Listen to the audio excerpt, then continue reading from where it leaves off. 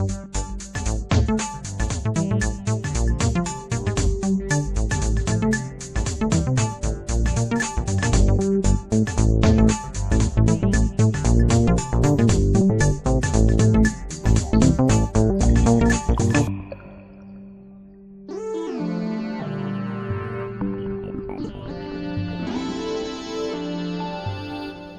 just a mess. Hi, I'm Kristy. I'm Amber. I don't know why it won't say.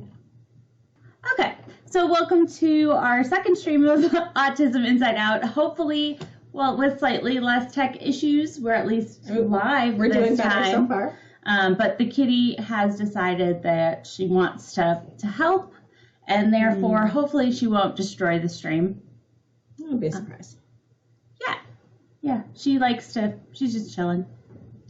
Okay, so we'll do a brief introduction just to, for anybody who wasn't here, but Sure. the abbreviated version. Fair. Okay, so I'll let you start. Oh, gosh. Hi, my name is Amber. I'm autistic. What do you want? You were diagnosed as an adult? Oh, yeah. Yeah. In my 30s, early 30s.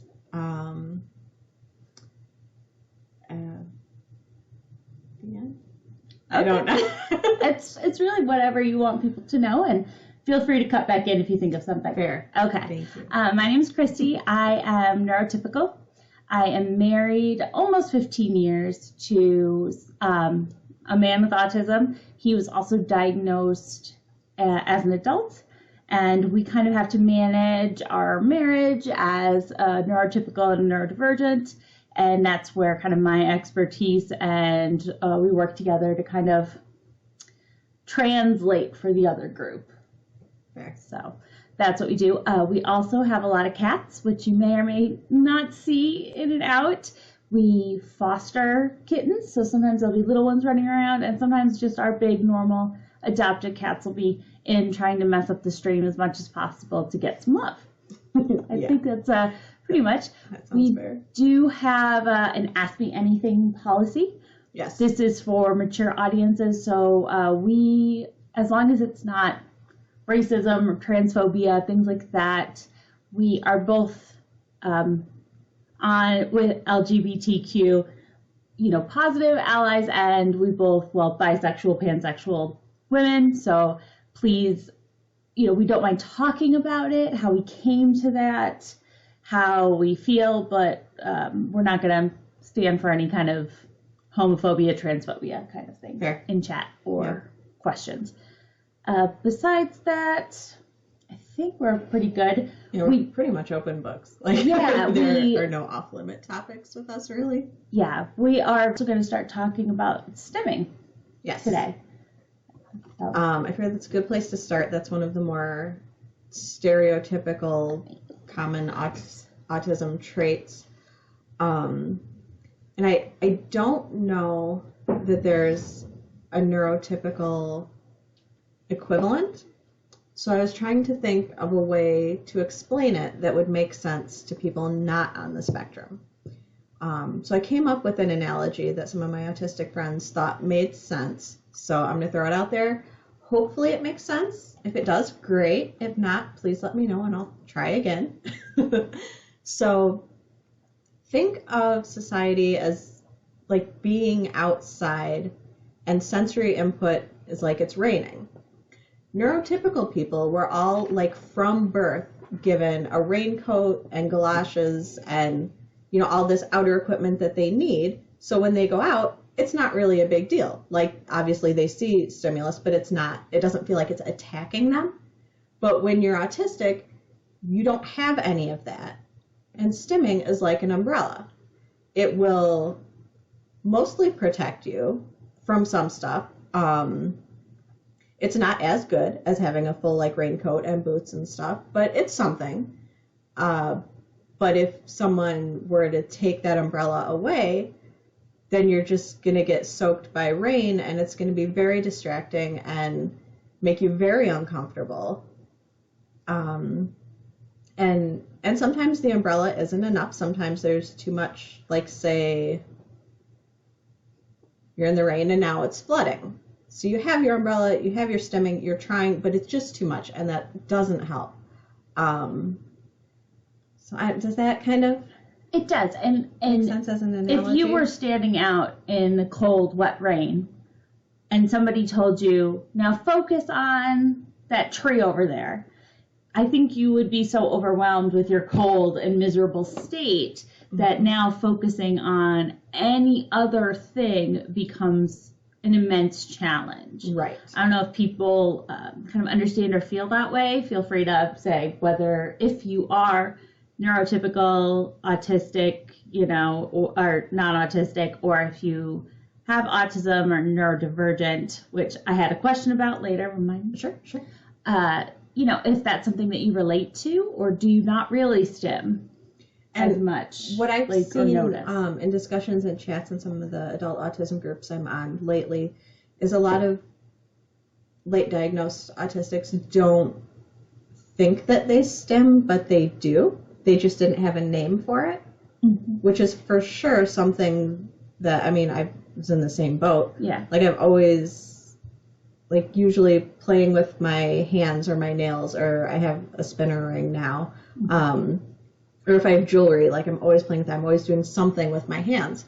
And until I had the autistic diagnosis, that wasn't something that I thought of as stimming.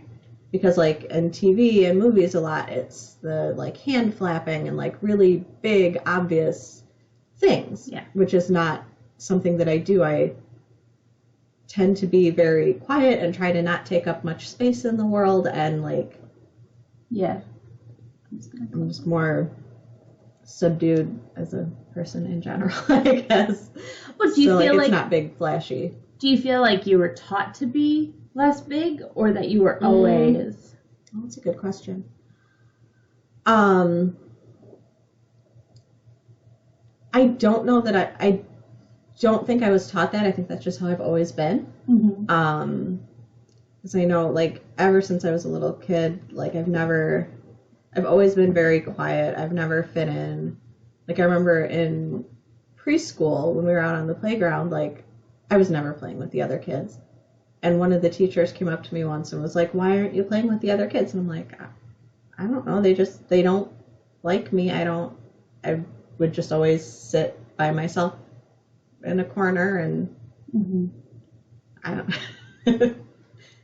just kind of quietly exist on the sidelines, I guess. And there were years in high school where I would go an entire day or week without talking to a single person.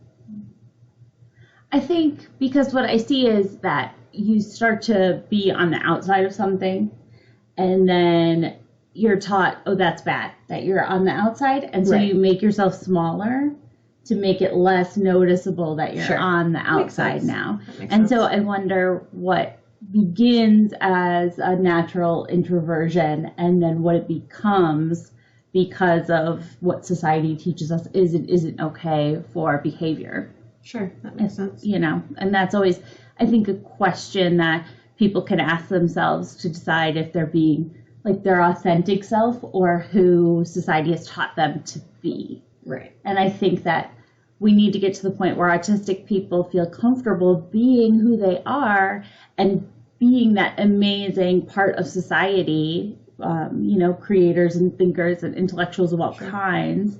And, instead of pretending we just fit in to this narrow category that we as society has deemed normal and okay. Sure. So I do know that some people who are not autistic but OCD people have stimming as well.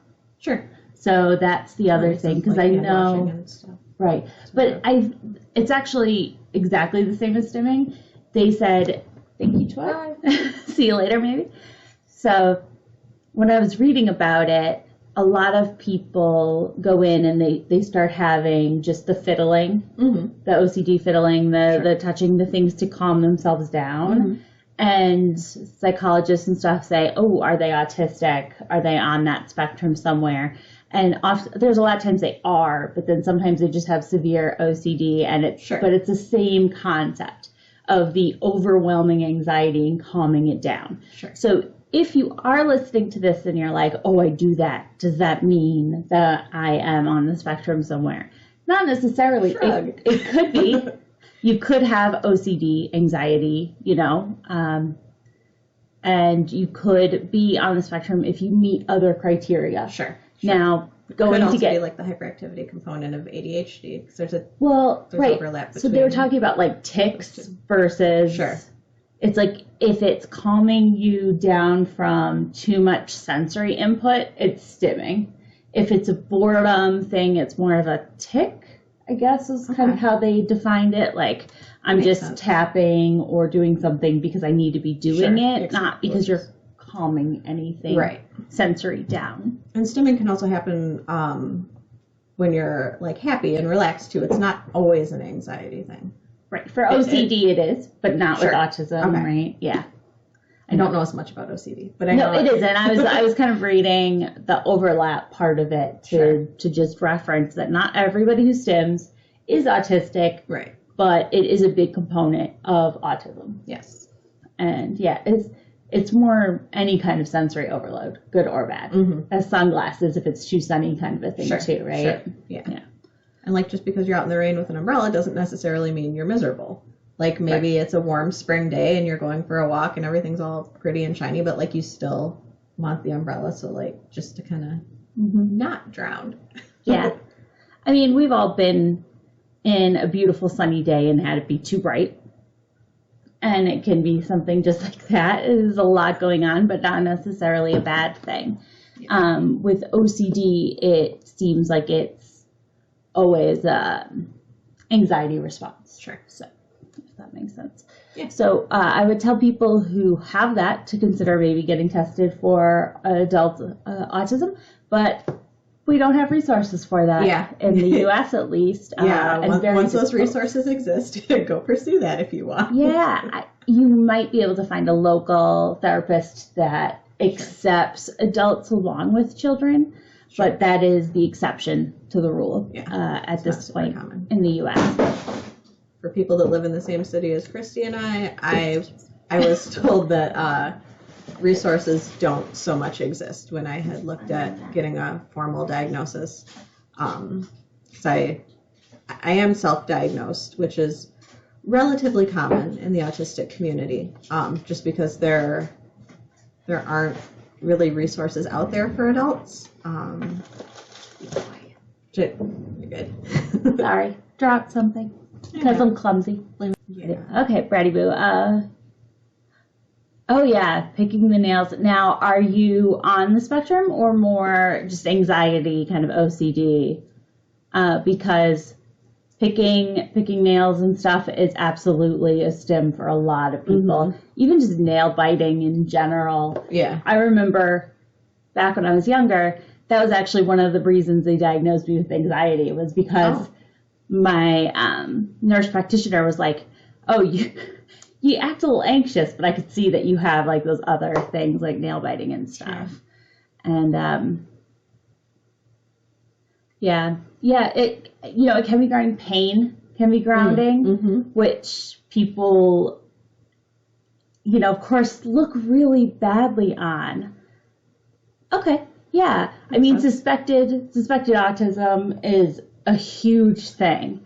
Yeah. And I think that there are more people with it than have accepted, because you can mask.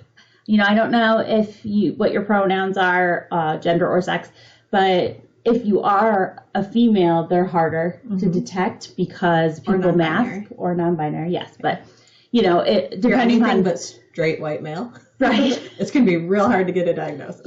But my husband is a straight white man, and people didn't diagnose him because he was smart enough and he had enough friends, and he wasn't so outside the norm that they were like, there's something wrong. Yeah. But he did.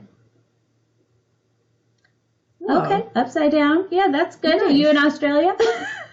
Are you upside down? I'm much better at technology than me, because I'm just mystified by that. I'm very easily impressed. Good day to you. So, I think that when you start talking about what people Oh, I'm upside down? I could be. You know, I mean, maybe I'm a flat earther and you don't know that we're all flat. Okay. So Brady is she, her, which makes sense because females are diagnosed 4 times less often than males. Yeah. Even when there are resources available. That is better, JR, usually. Yes, and girls we just have, like, I think women in general are taught to mirror people. We're a lot better at masking. Right, and that mirroring comes across as normal, like a normalcy, that boys can just be weird and awkward and it's fine. Yeah. But girls aren't allowed that. And we're typically more, especially depending on your age range, more socialized to just be quiet, and it's different now. But when we were kids, we are both years ago, late 30s. We're gonna put it late 30s because it's true, which is sad. So depressing. So we did, we are 80s babies. We grew up, in the 90s. Things have changed, but I feel like with autism, we haven't actually progressed as much as we have with things, with other mental illnesses that we talk about. Yeah, for sure. So, I'm saying, like, in general, it's more, especially with Kamala Harris, we finally have the first female vice president. Like, it's a little more accepting for women to not just sit quietly in the corner. And not say anything. Very submissive. Yeah. Taught to be very submissive. Right. And that can vary by culture as well. I mean, I guess I'm coming at it from the North American perspective because that's where I live and that's what I know. And and if anybody lives anywhere, if you live in another country and it's the same, similar, very different, please let us know.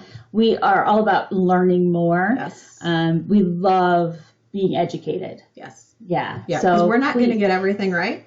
Yeah. Because we're going to try. We are not licensed therapists. No. We're just older, and we have spent a lot of time learning and talking about things and being really genuinely open to kind of start to dismantle how we feel versus how society wants us to feel. Sure. I don't know. I tend to be the talker. Sorry. Oh no, that's I don't want to overtalk you. You are far more researched than me. Like, I mostly just have personal experience and then things that I've noticed in my autism Facebook groups. So, like, I can bring that perspective. Yeah. But I you're way better at research. That's okay. I also, just to put it on the table, I'm disabled, so I don't work. I can't do a lot of things. So I have a lot of time on my hands to look things up, to research them, which is a nice thing about putting it out there on Twitch, because if people are coming and they want to learn more but don't necessarily have the time, like, let us know. Like, and Kristy, we'll look talk it up about for it. you. That's what I do. Yes, let me look it up and condense it. And I have no issues putting sources and everything out there for people, because I truly do like to learn.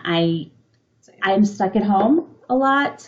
I'm not able to do a lot, but learning and using my brain makes me feel a little bit more normal too. I like to share and not just be like, I made dinner today. And I made the bed, and I sat with some kittens. That was good. Yeah. It's life. So there's that. But I did a lot of research when I suspected that my husband was on the spectrum. For sure. Yeah. Because I didn't want to go to him or start bringing it up until I had the knowledge behind me, the understanding of why I felt that way as well. Sure. So that makes sense. Yeah. So for you said a lot of hand stuff. Yes. Now, do you ever, and okay, I would say content warning here, self-harm? No, not really. Okay, so yeah, I was just. It can be a part of it. I don't do, like, cutting or hitting or anything. I have, I think more started during the pandemic. Sometimes I will, like, tweeze hairs out. So, like, there is kind of that pain thing, but it's not, like, actually damaging. Right. You know? Okay. It's not any more damaging than, like, getting waxed would be. It's just, it's way cheaper. That's true. And way more tedious, and it keeps my hands busy. Mm-hmm. So, I mean, that would be the closest that I would personally get to. Actually, that's not true. Let me backtrack. It's been a while. I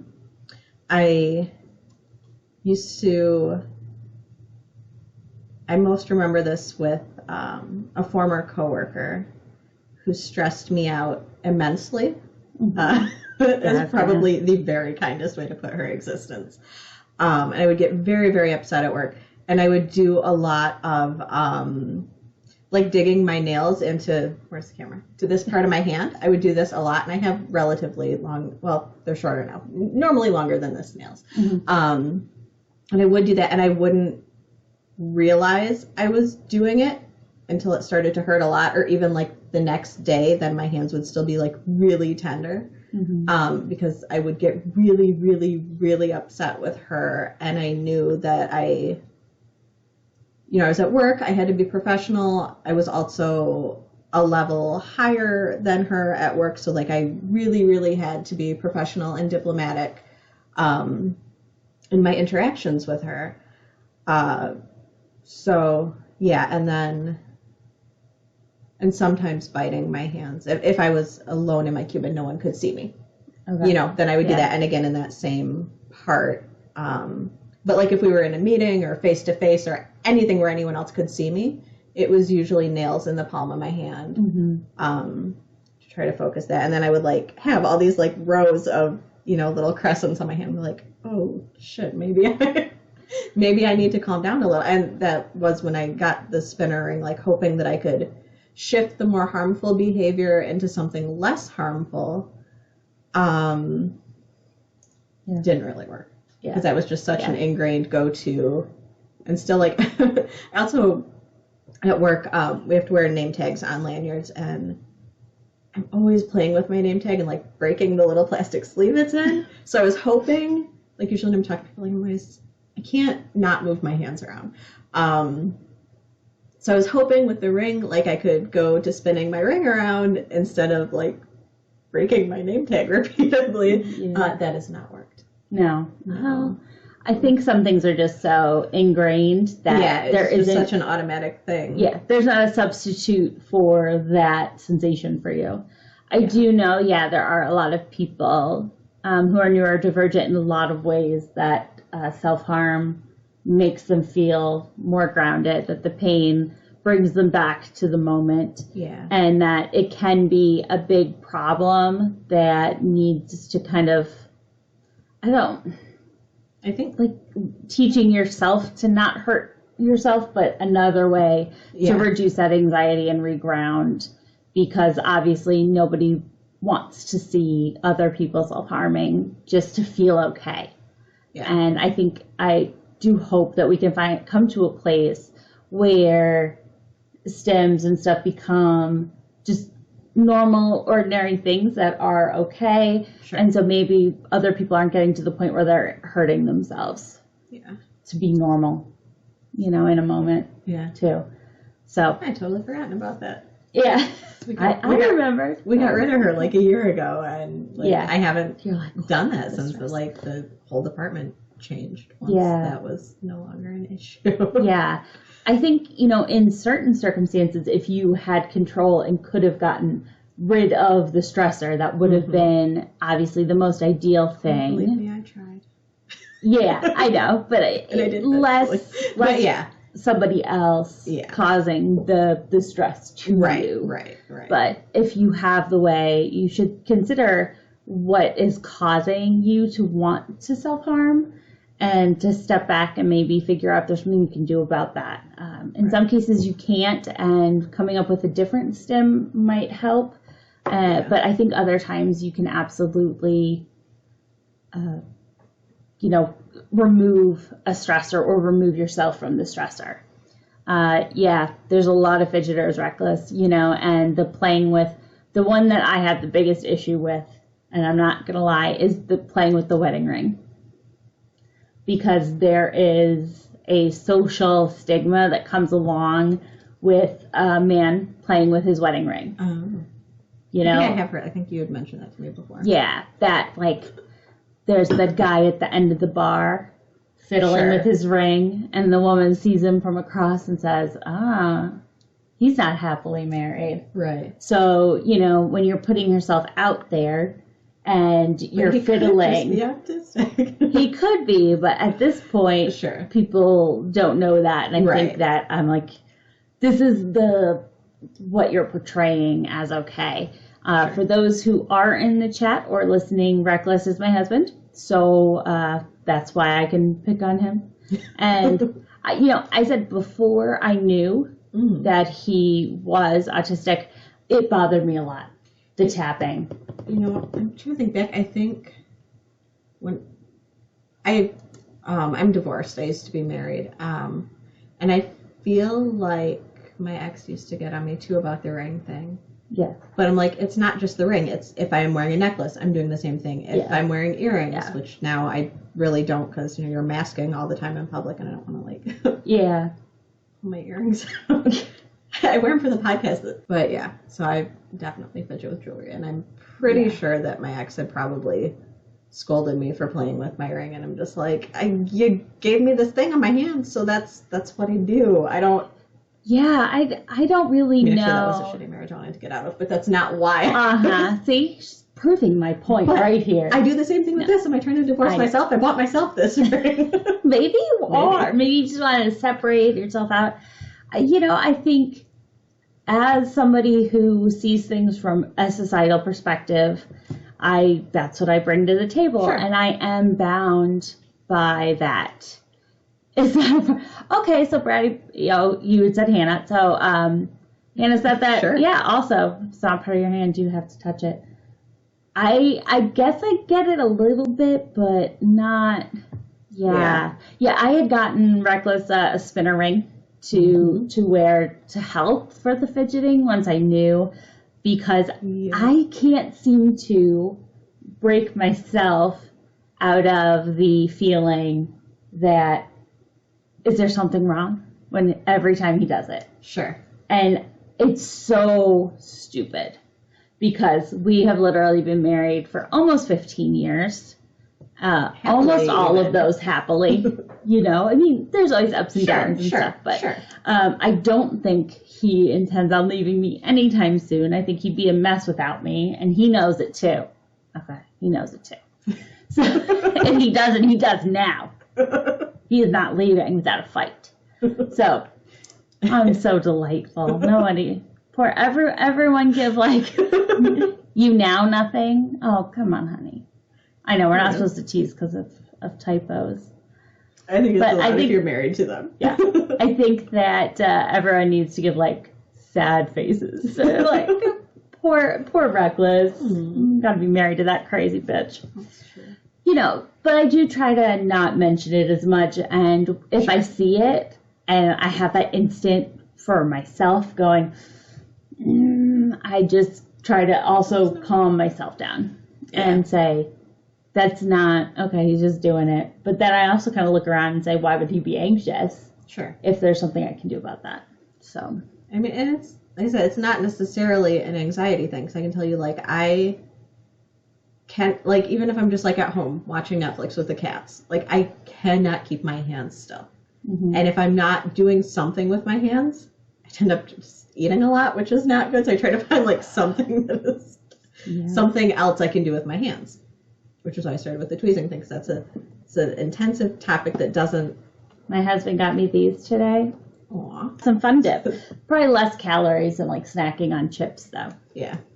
Do you have kids or just dealing with other people's kids? Because I could see it either way. Other people's kids drive me bonkers because I can't say anything about how they act. And I am particular. There. 3 boys. Oh my God. You poor thing. Oh my gosh. Go get a spa day. That's a lot. That's a lot. I don't even know. My brain would implode. When I was married, my ex made us get a dog, and that was so much for me. Yeah. That was too much. So a human, I couldn't even handle a freaking That's dog. The thing is, my kid is also very great. They are non-binary. They go by they, them. We will refer to them as L in the chat or whatever for talking. But they can be the best human on the face of the planet, and existing with them all the time is a lot.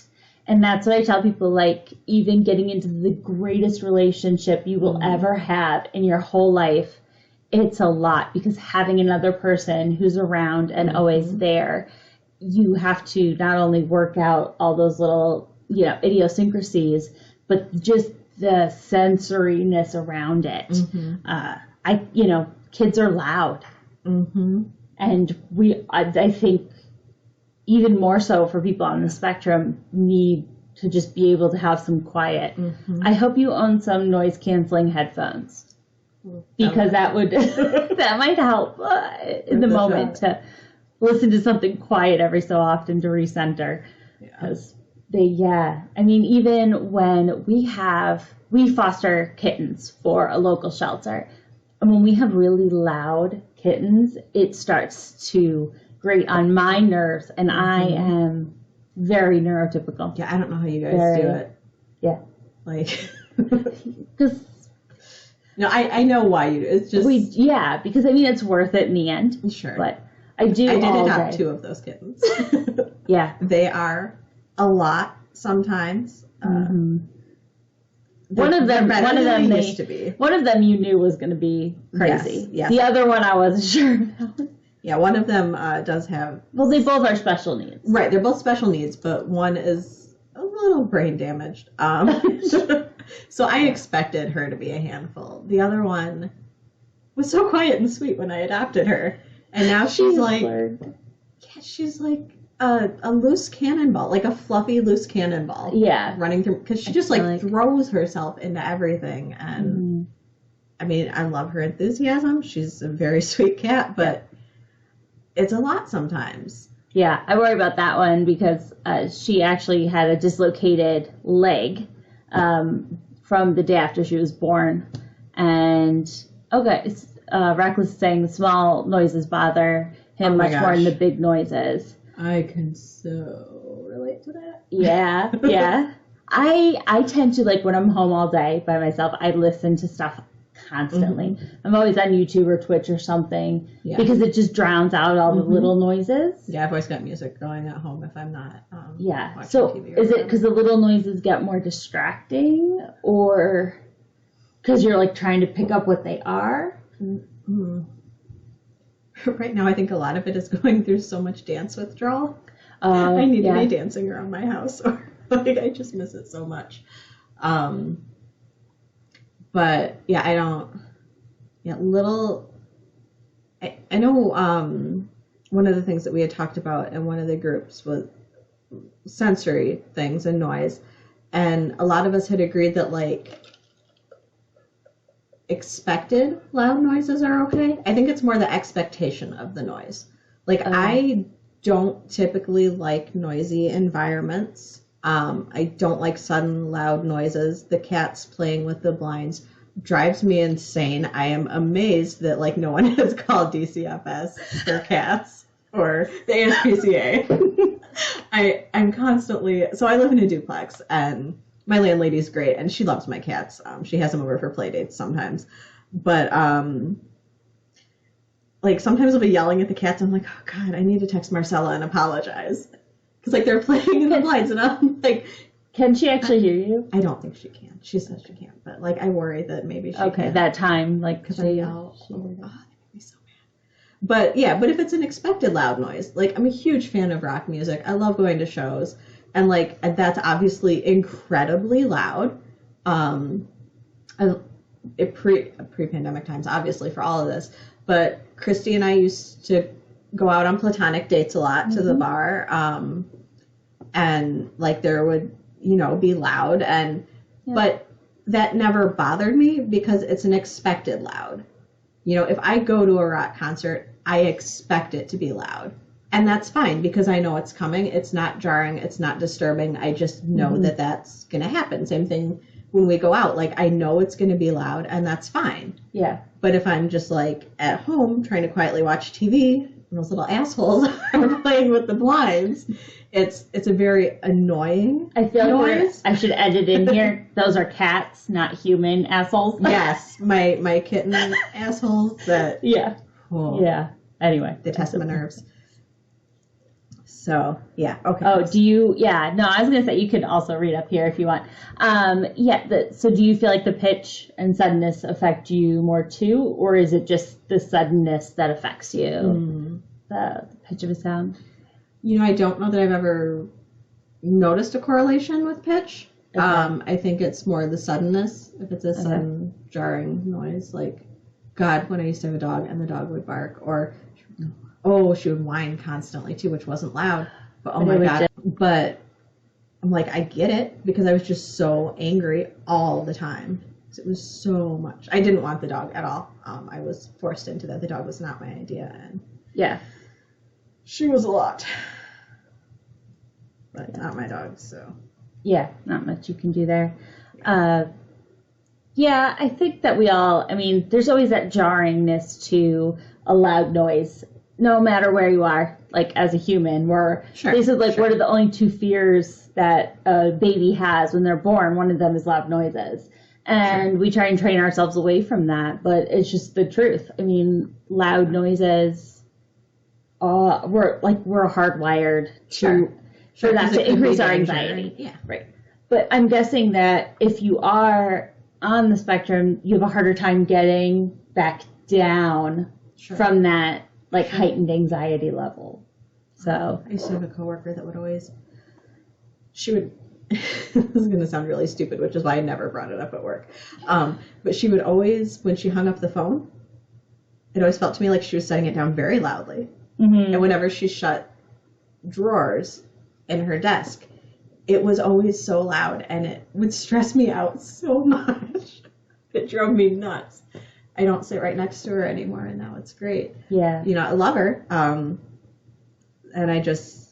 I'm like, well, she has boys, she has dogs, so to her, this noise probably isn't even registering, because I can't imagine the chaos that is her life. And also, she's not autistic, so she would be less likely to be hypersensitive to something like that. Mm-hmm. Obviously, you can be sensitive to loud noises and not be autistic, and you can be autistic and not be sensitive to loud noises. Yeah, because like I said, definitely neurotypical, but I have a really good hearing, and so I hear noises very loudly. I hear little things very loudly, and they're distracting. So I was also raised by a woman who had very good hearing. My mom had very good hearing and was annoyed by everything. Mm-hmm. She was very much neurotypical, but probably was annoyed by noises similarly. Sure. So everything you did, you had to close everything really quietly. Mm-hmm. When you stirred tea or hot chocolate, your spoon couldn't hit the sides or the bottom. You had to do everything really quietly. And so I grew up thinking that was kind of normal. Sure. So I tend to be a more quiet person. And it really bothered me when other people weren't like that. Mm-hmm. And so I still suffer from that kind of idealized sound world, if you will, where, my husband just stirs and I don't know he's stirring anything. It would be ideal, but probably not realistic in the real world. Agreed. Yeah, that stuff can be socialized. Because, I know you have issues with people chewing. Yeah. And I didn't used to. But you become sensitive to it because you're I don't want to be too loud or Kristy. And then you start to hear yourself, and then you hear when we were others. eating lunch today, I'm like, she's not playing music. I'm so scared I'm going to be eating too loud.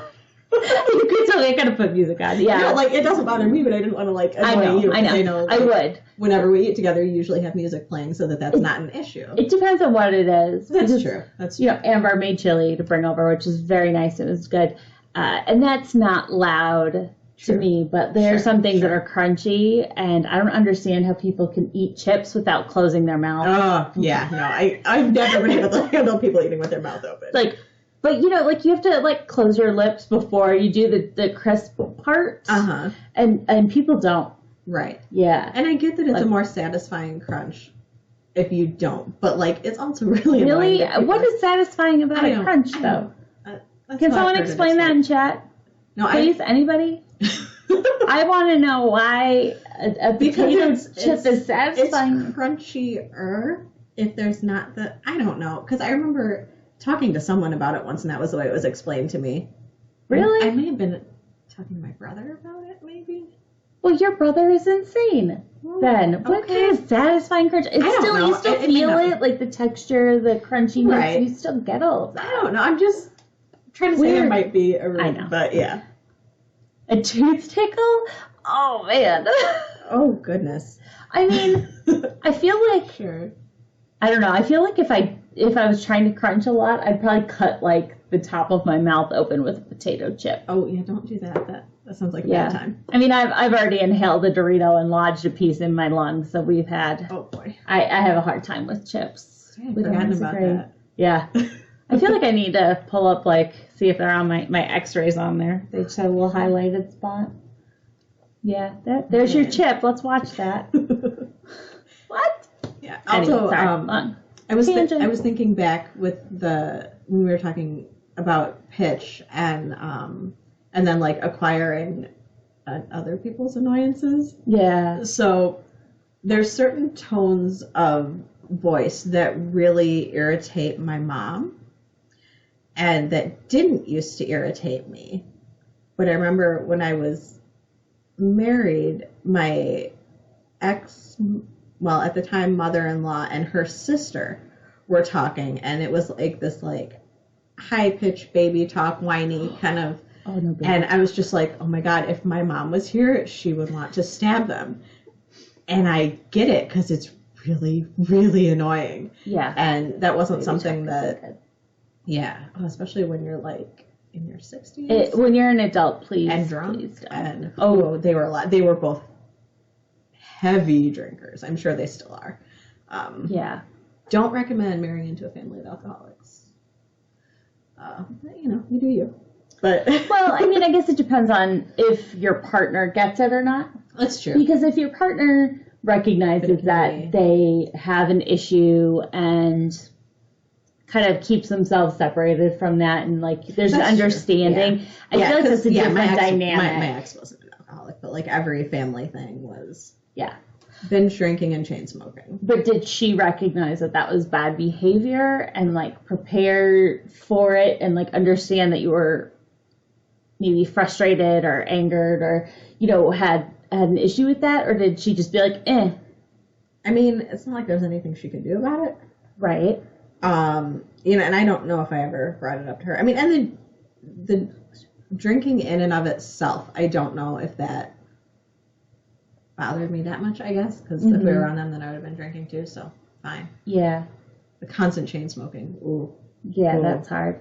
That was. But I do feel like if your partner understands maybe that their family has issues, and you can both frame it as okay, we're going to go and we're going to spend this amount of time with them, and they try to insulate the situation for the other person, I feel like that is different. And maybe if you don't live close and have constant contact, it is also different, because I know we all have those few family members that are oh gosh, they're crazy for whatever reason. Politically, religiously, they might be, kind of really into something that you're it's getting to be a little much. Maybe they have a weird hobby. I mean, love to the furry world, but maybe they're a furry and they just always have to wear their fursona to family functions, and you're it's a little awkward. Yeah. Right. And so, but I think if your partner shares the understanding and, knows if they're doing something that is going to be really hard for the other person to deal with, I think that helps. Oh, for sure. Because if your partner doesn't care that you're annoyed by something, it's like a double annoyance. Right. Because you're now the person who's supposed to care about me doesn't even give a shit. Mm-hmm. So. For sure. Yeah. You shouldn't give a shit. And I think, right. And I think that sometimes is more of a problem than people realize. Because I know that I can say to my husband, oh, we're going to see so-and-so and here's how they usually are, especially if it's someone that he hasn't met before, extended family, and say, oh, they do drink a lot of wine, they're loud talkers and stuff like that. Sure. It can prepare him, and he can, prepare himself for the louder conversations with those really Italian family members who are coming and going to drink and going to be loud and obnoxious and more in your face than he's used to. Yeah. My family's a little odd. They're odd. They're not loud. They're not loud odd. No. But I will, warn people before they meet them. Like my mom's probably going to say some weird stuff. She's very nice. She means things well. She's just a little odd. Yeah. But, yeah. He will. If he's not doing something, he'll just fall asleep. Wait, that's the other thing. Yeah, if I'm not moving my hands, even if it's a show that I like or something, I'll pass out. I have to be... Is that a normal thing? I don't know. If we have anybody else in chat, do you fall asleep if you're not actively doing something? I also have a diagnosed sleep disorder. So for me, it may be a sleep disorder thing, not an autism thing. Yeah, I was just curious if that's I never really thought about if other people are like that, but I... you just... And I know that's on, the Epworth Sleepiness Scale. That's one of the, diagnostic criteria for do you need to get checked out? Yeah. But there's a boredom because of just if you're not doing something. Sure. And if all the people around you are doing is talking and you're not a talker, Same. I think, Unless I'm watching Supernatural. That's the one thing where I have to drop everything. And that is the fastest way to get everyone I know to start texting me. I'll go hours with no communication. I start an episode within 2 minutes. I have 5 people that want to talk. Go away. No. It's my time. This is Winchester time. This is not.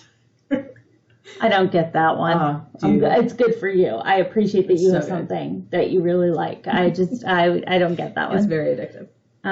It takes a season to really get into it, but it's worth it. If you want to give up your life. I don't want to give up my life. I think I have other. Well, yeah. I mean, also, if I had less responsibilities, maybe I would try. Sure. But the whole family thing, I just got kids. It's a whole different level. Plus, everything takes me so long because I have to I can only work out with my hands for so long, and then I'm okay, I just washed dishes, so now I have to go do nothing because my arm can't handle it. But then I also don't want to get so engrossed in a show that I can't get up in an hour and do something else, because then I will never get those list of little things I want to get done. Yeah, don't start Supernatural then. Yeah. So I tend to just watch. That was a pandemic hobby for me. So now that I can't go anywhere or do anything. Has anybody else thought the pandemic was the best thing ever? Is that just me? I don't have to leave my house. Put on real clothes. Parts of it have been good, but kind of miss dance. I miss dance, and I miss our date nights. Yeah, I do. I mean, I miss going dancing, but it has been really nice to not have external responsibilities. That's true. Reckless, my husband, he still works out of the home, which is good. And our kids they're in high school. They have a hybrid schedule, so they go in a few days and they're out a few days, and that's only half of the school. The other half is fully remote. And so I kind of like it because on Mondays I'm no one's It's your free day. It's my free day. I just lay there for a little while going, Yeah.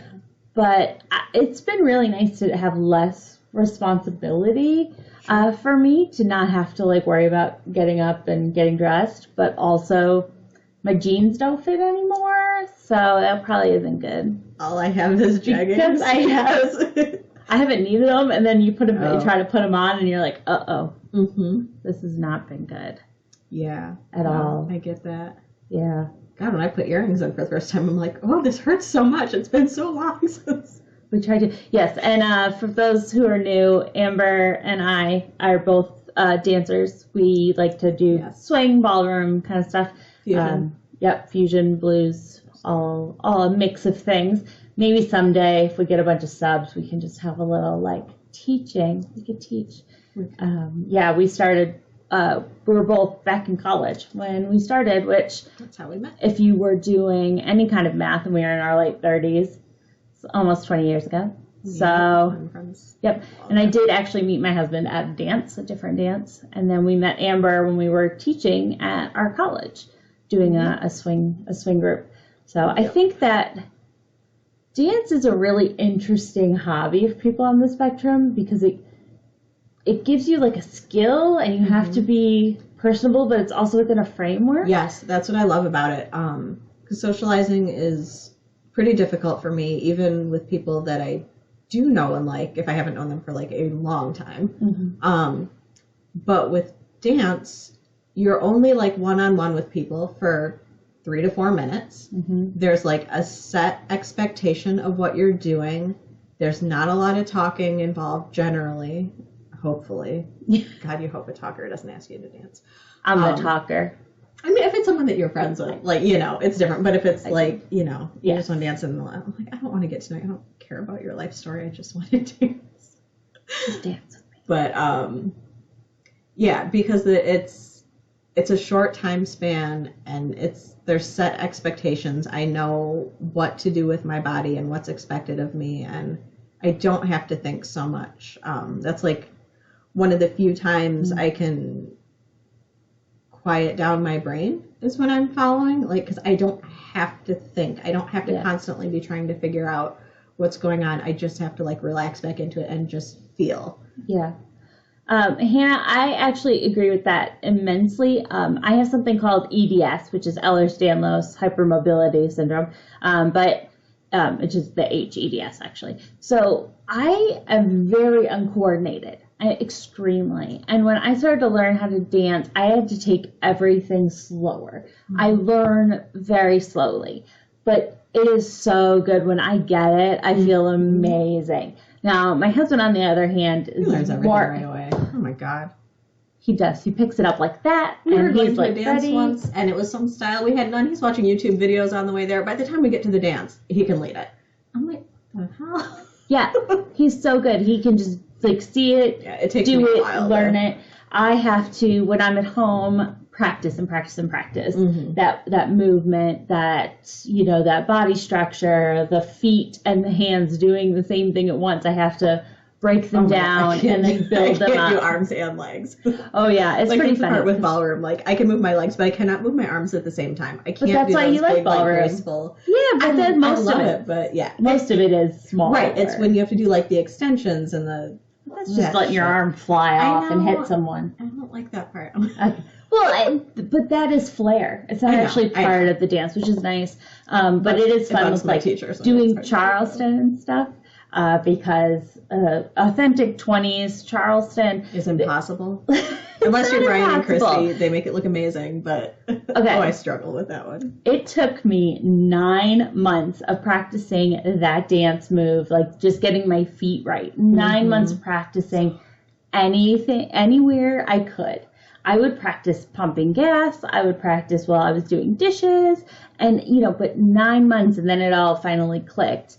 But people are like, you're so good at it. I'm like, yeah, you didn't see all the behind the scenes bullshit that I went through to get that good at it. And then like riding a bike, you can kind of keep it. And even though we haven't danced for a while, I could figure it out. Pick it up back up. The leading and following, I really like for Brian and I, because as a married couple, it gives me kind of a framework to say, it feels like this, and I...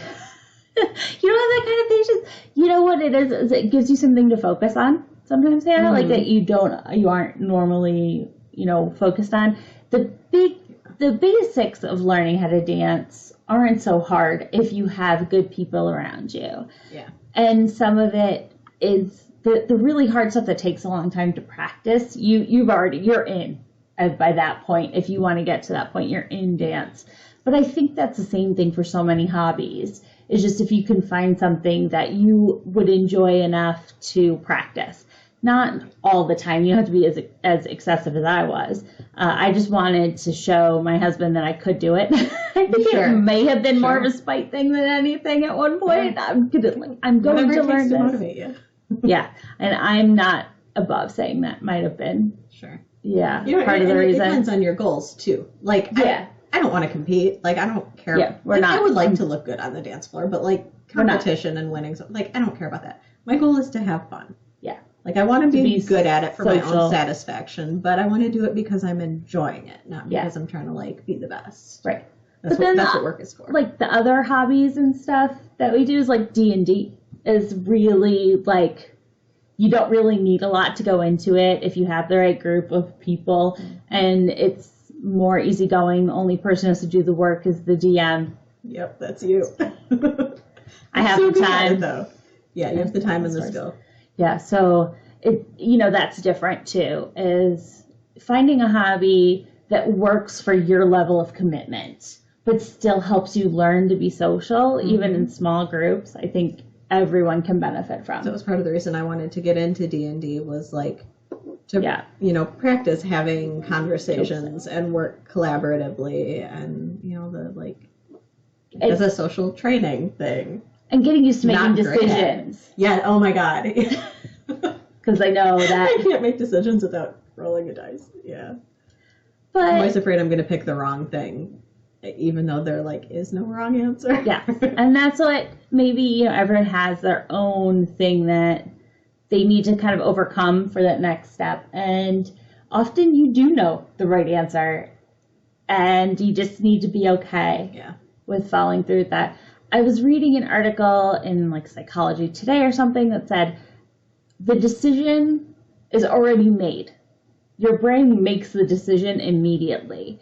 It's really the rest of your brain trying to rationalize you going along with it. Sure. So if you could get to the point where you're like, oh, I've already made this decision, I need to, as long as it's not hurting anything, maybe a little checklist of, is it, safe or whatever, then it's okay to just move forward with that. And sometimes there will be repercussions, but ultimately in a game, those repercussions can make things interesting. Sure. And you can start to think about where things go based on your decision making. But I think if we can all start to understand that our brains already know the right answer, or the answer that we're going to pick. Mm-hmm. So why stress yourself out about a decision that's already been made? Because society tells me that I'm wrong and that I don't know what I'm doing, and I don't want to pick the wrong one. So then how can we make it better for you to not feel like you need to answer to society, as long as you're not causing any societal damage? Murder, hate, all of that stuff. So probably practice. Yeah. And I think we all not very good at it. We all have a little bit of a voice that we need to be like, shut up, But if you can start to think about the difference of what society is telling you and what is you telling you, that maybe those things will start to become easier. Sure. I'm very animated. Sorry. No, you're fine. Yeah. I know we had talked about stimming way back, like an hour ago. That was how we got here. That was.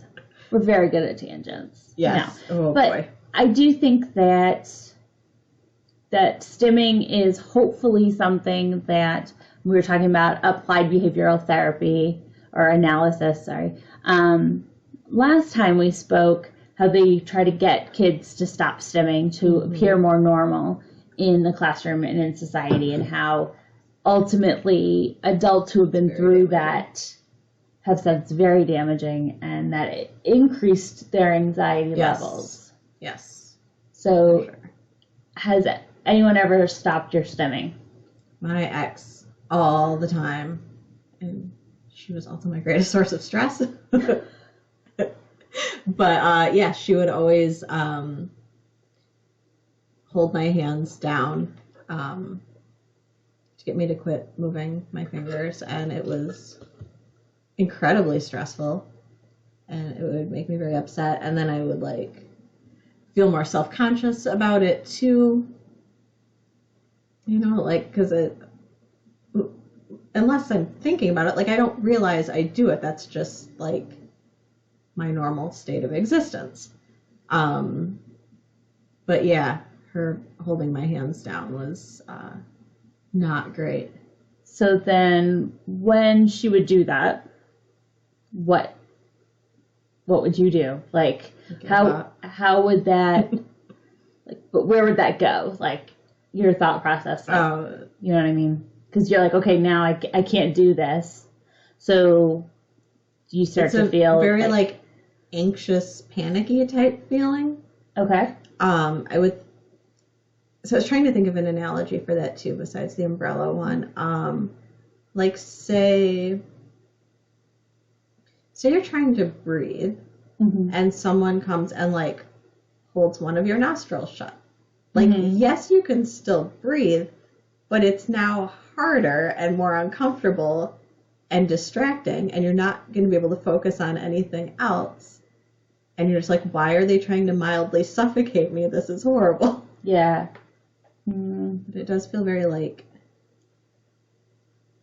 I feel very trapped. I'm wondering, I don't know if this is quite it, but like being put into a car and being told to drive when you've never had any lessons or something. So like you feel like I need to do this because this is what I'm being told to do, but I don't know how to do it.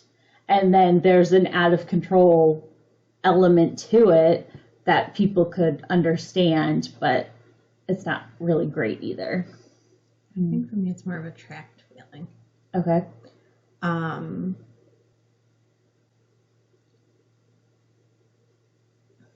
This doesn't directly relate to stimming, but I think I want to phrase this. Sorry.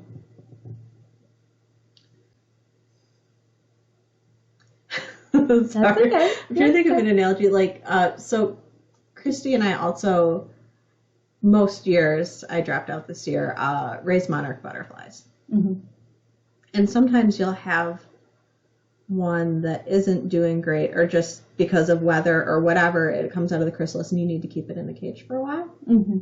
This is really more an analogy of how I feel in relationships than stimming, but I think I might be able to get there. Yeah. So tell me if you can help me with this one a little.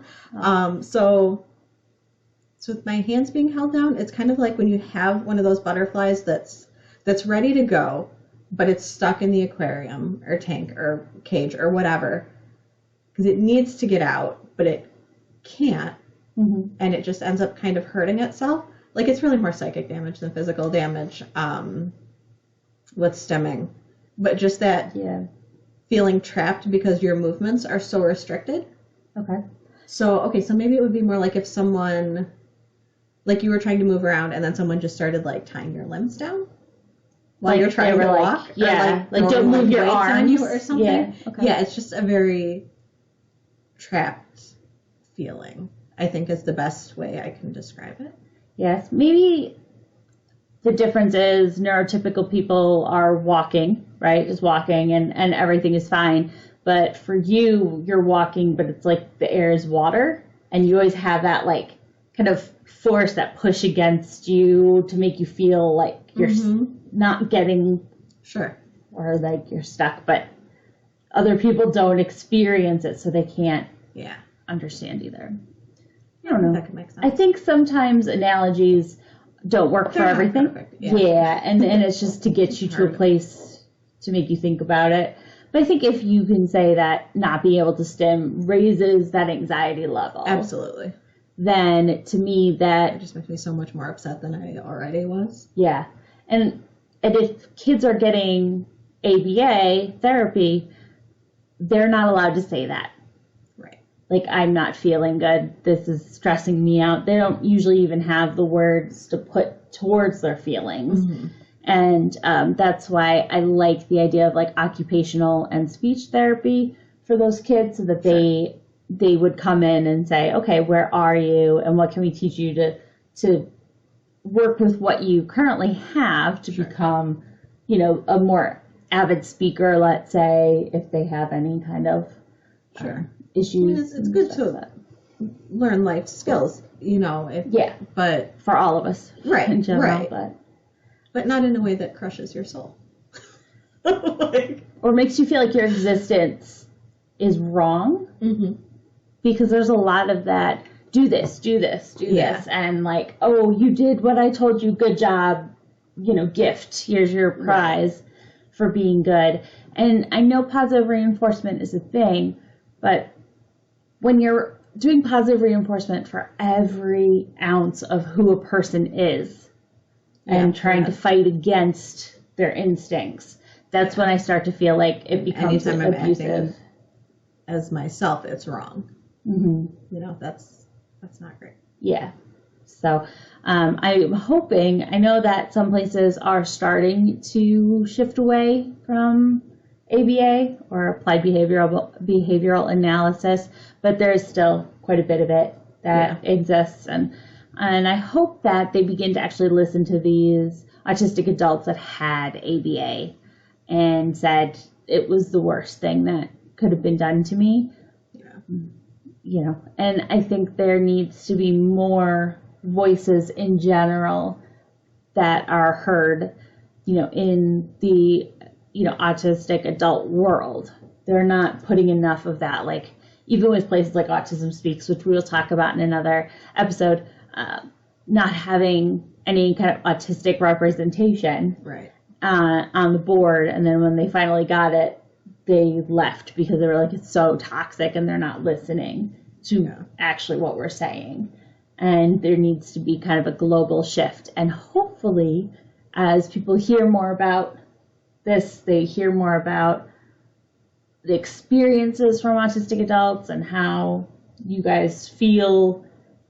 If we put it more out there, we can start to deal with it. Because imagine if every depressed person said, this medication and talk therapy doesn't work for me. And we just kept giving everybody medication and talk therapy that hasn't worked for them ever. Really.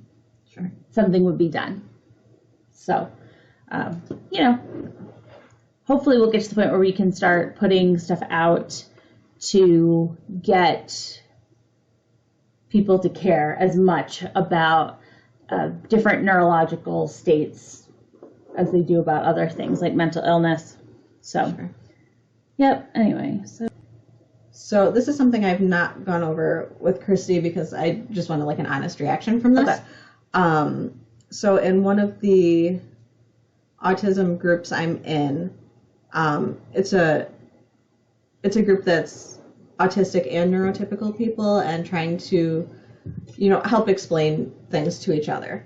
Okay. So this neurotypical woman, her 16-year-old autistic nephew is staying with her for an extended visit. Okay. And she wants him to feel accepted and feel comfortable.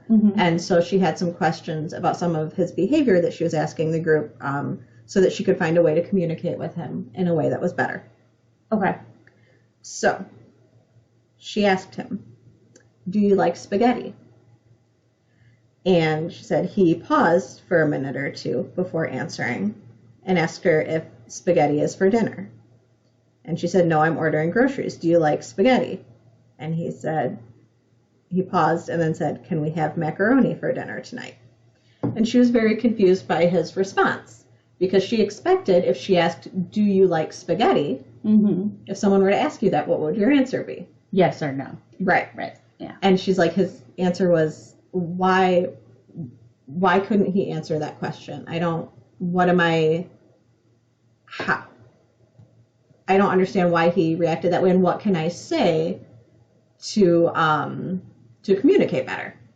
And so do you have any thoughts on why that was his answer? Because all the autistic people jumped in there with the same answer. That was also my immediate thought, but I don't know if this is something that occurs. Let me think. I think that a part of me would think that, okay, so he heard spaghetti, and that was like the only part of the sentence that he heard and registered, and kind of went off what he was thinking, but that's probably the only reference that I would have. Okay. So the biggest issue, I mean, obviously we don't know what the kid thought, but all the autistic people in the group were like, the problem is you didn't give him any context. You asked if he liked spaghetti. So he's thinking, I don't want to give the wrong answer. Does she mean in general? Is she offering me spaghetti right now? What kind of spaghetti?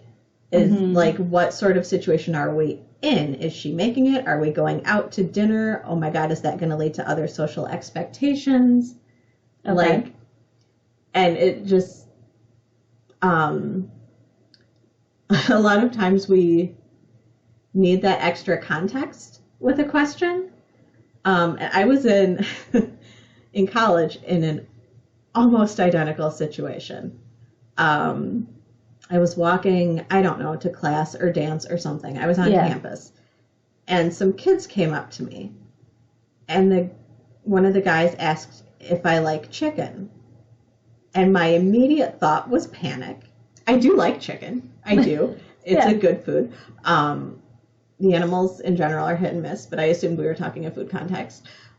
But I'm like, but if I say yes, is this going to lead to a social expectation? Mm-hmm. Like, why is he asking me this?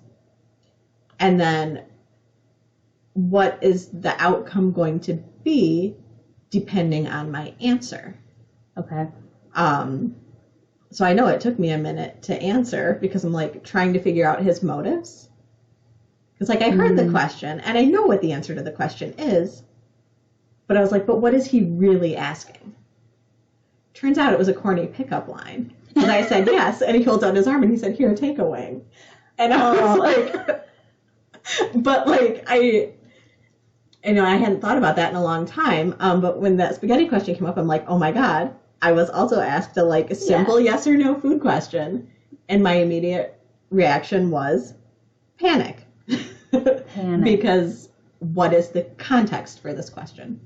And I know when I ask people questions, particularly like at work and emails when I'm typing stuff out, I give a ridiculous amount of context to my questions and my answers because I know that's something that I struggle with.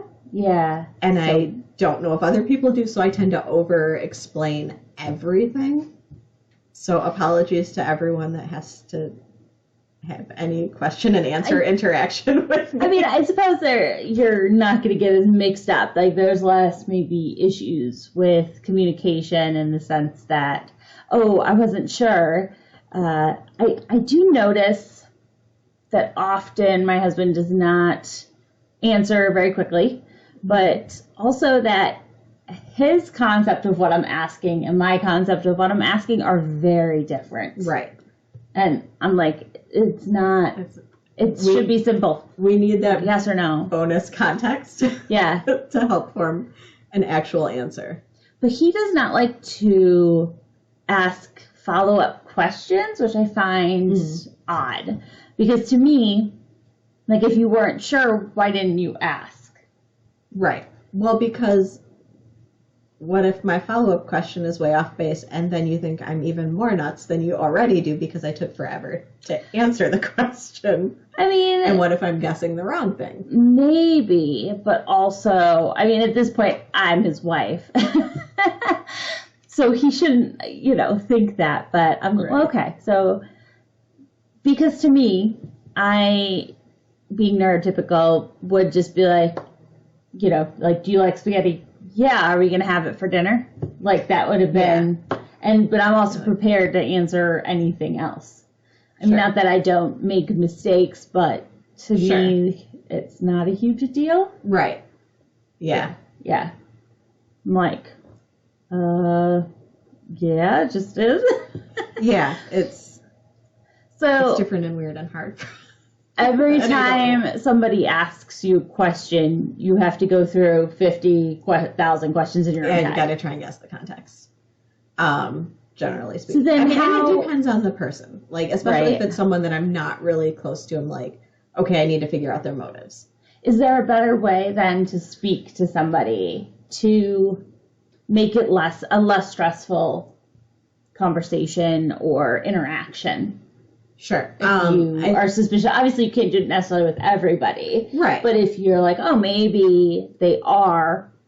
Yeah, I think just giving that extra context, because I know a lot of people that had answered on that Facebook post were like, maybe if you had phrased it like, hey, I'm going to be ordering groceries, is spaghetti something that you wouldn't mind having later this week?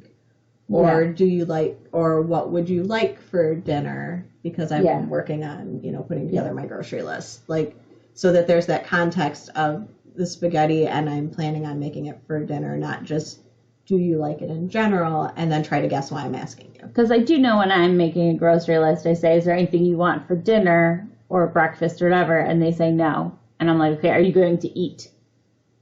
Because you need food. So if you need food and I'm asking you, like, there has to be an answer. It's not necessarily a yes or no, like, what do you want? But I also don't want to be crazy naggy. Right. I get that. But that's less of a situation with somebody I wasn't around all the time. Right. Obviously, with husbands, kids, and things like that. Yeah, there's nothing in it. Yeah, but see now, reckless is a huge question.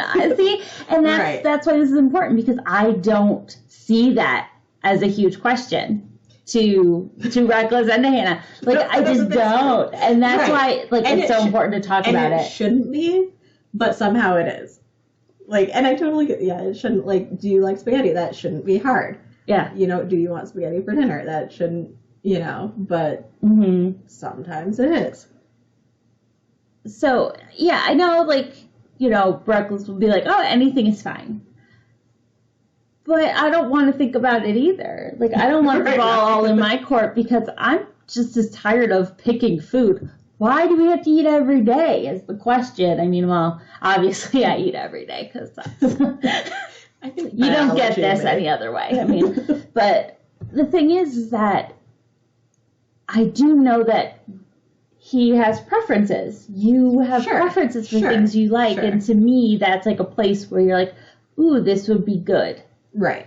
But it's also like, does it not come across that way? Like, is that not an A to B for you as easily? I mean, the question is fine. I know for me, a lot of it is I don't want to be an imposition.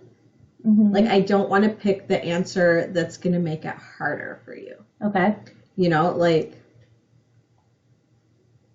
a couple weeks ago when you were making ribs for dinner and you asked if I wanted to stay. Yeah. Like, I love ribs and I love your cooking. Yeah. But I'm like, but is she asking to be polite? Is this an imposition? Like, yeah. And I know I should know better. I know I should know better. But, like, that still goes through my head. Like, like, what's the right answer? Like, and I'll even do this shit with myself. Yeah. Like, if I'm thinking, like, I'm kind of in the mood for Taco Bell. But do I want to go? Do I not want to go? Do I justify spending the money? That's why I have DoorDash. Like, I will argue with myself for, like, 15 minutes. And DoorDash. Talk myself not a sponsor, but it could be. DoorDash. If anyone wants to sponsor get it delivered. Like, no, I get it. Like, because there's some amount that neurotypical people will always, like, battle. Like, really, should I? Shouldn't I? Right. And then, you message me and I'm like, you're an adult. If you want Taco Bell and you were good all week, get fucking Taco Bell. I know. I just need someone to give me permission. Yeah. And I worry because I'm like, oh no, am I the bad influence now on my friend? And I'm like, go get that garbage food. But I also do know that you eat relatively healthy, like, during the week. And it's not And if I get garbage food, thing. Then I'm going to eat healthier. Which, I just don't get that. I don't get that at all. It's my mother. It's my mother's doing.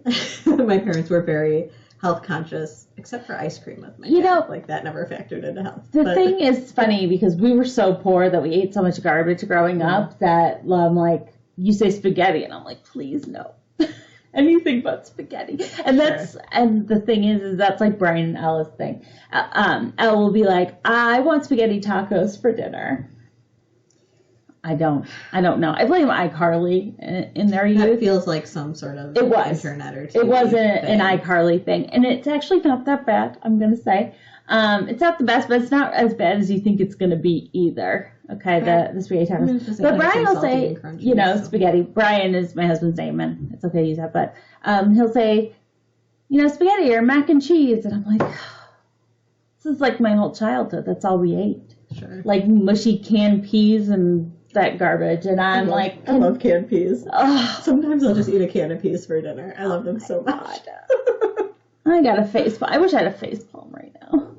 Wow. No, because they're like not. They're sweet, but they're vegetables. Why? Why? Sweet potatoes are sweet vegetables. Yeah, but I don't make them usually too savory by themselves. Sure. And the texture of a pea is it's like a weird. I don't know. I will never. I don't understand. No, I certainly have like texture issues with other foods, but that's peas are just I'm not a big fan. So reckless. I feel like filling in context is a masking learned very young, such that I don't remember how and why it even came to be. Do you mean trying to fill in the context with like questions, or like you've always just had to say, why are they asking? Why are they asking? Have you always done that, or just putting in context for people based on what you've learned the most? Is that, I don't know if that makes sense. Like, if you heard the spaghetti question,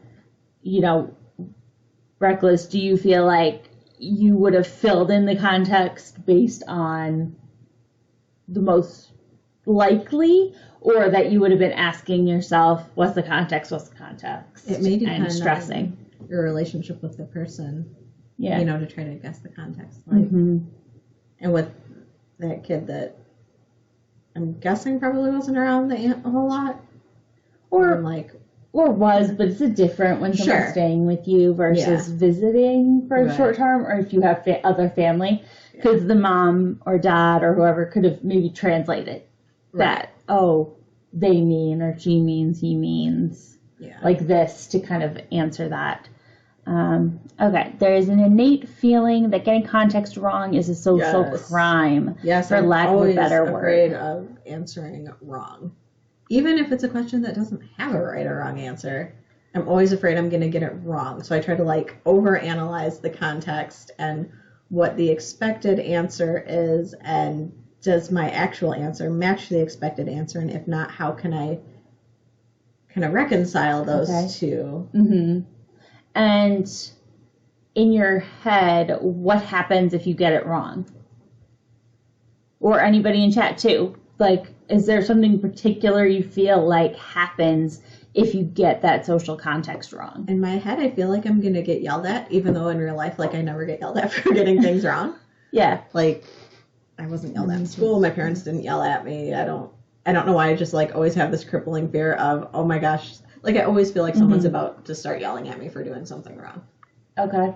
All the time, for no reason. And Hannah says, I think that's true. I think that's why it's so hard to ask questions about some things. Okay, so maybe you wouldn't ask for more context because you should know it, too.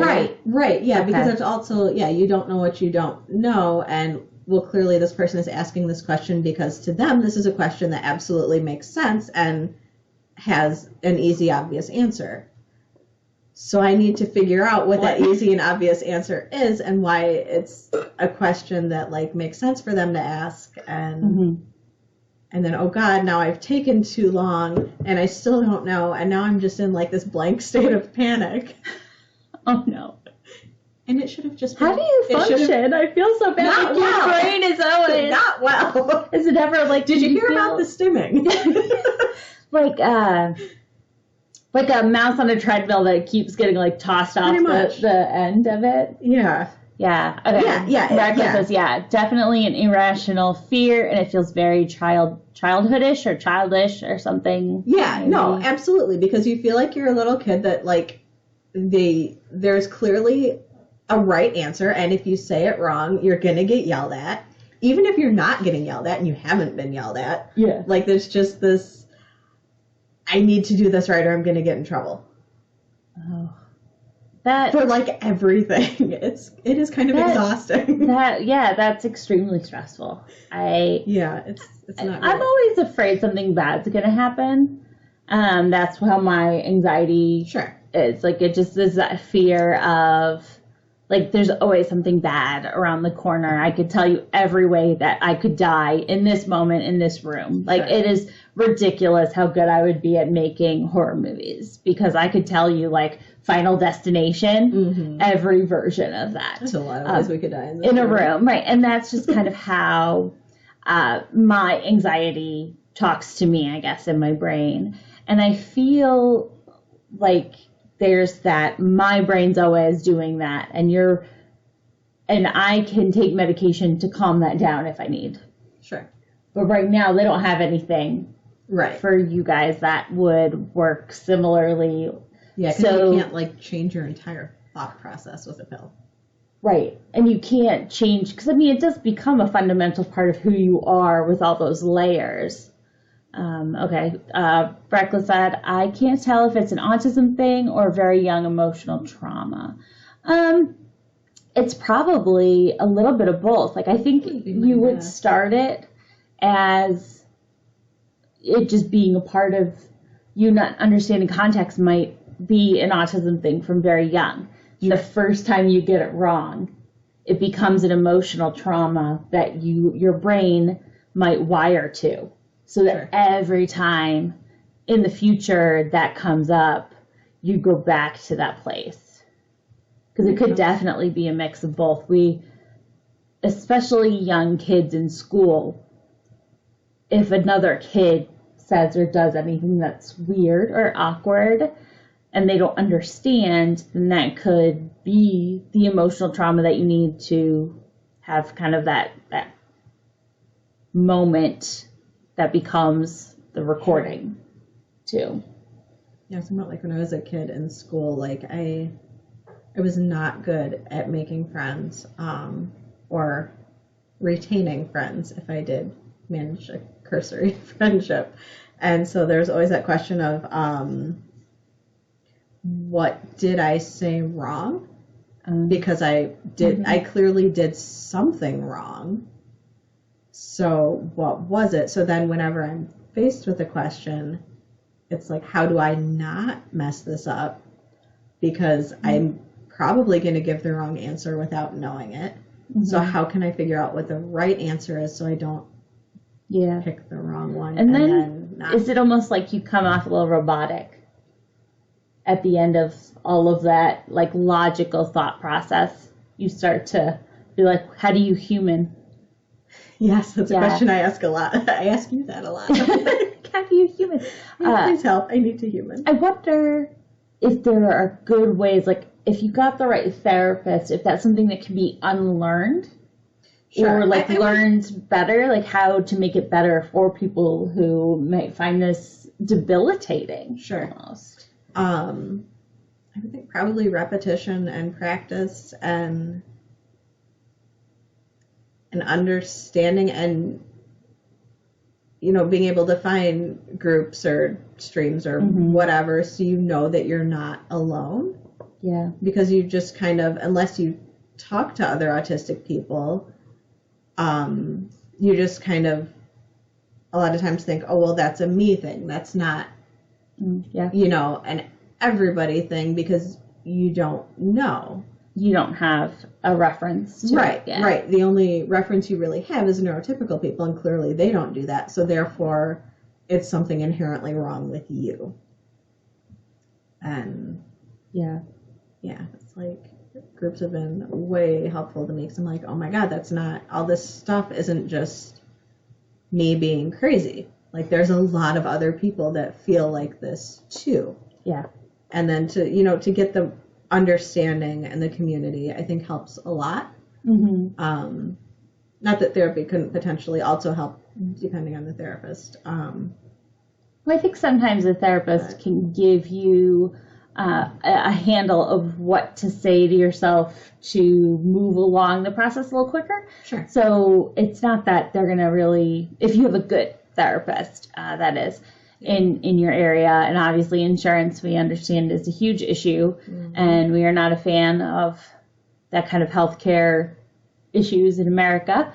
But if they can give you ways to, like, reframe a question or the context or an understanding of how that will affect you, then you might be able to learn it a little quicker to get it. But ultimately, it's not something that you can't do by yourself. Sure. Once you know if that's what you're doing. Yeah. Like, I don't know if, like, that's something journaling helps with, where you're like, okay, this is how I'm feeling. These are the questions I'm asking myself. Like, this happened today. What questions went through my head? What was the ultimate context? And then maybe finding somebody that you trust and confide in to try and stop that in its tracks, and just trying answering and being willing to maybe ask if you were right or wrong about it. You know, context and stuff can give you an opportunity to practice and improve that skill, because a lot of things in our brains can be changed. It just takes a lot of work on getting there, you know. So, yeah. Hopefully that will help somebody. I don't know if it does or not, because there's a lot of ingrained things socially that come from it, and it's not simple, and we all want the easy way out of things.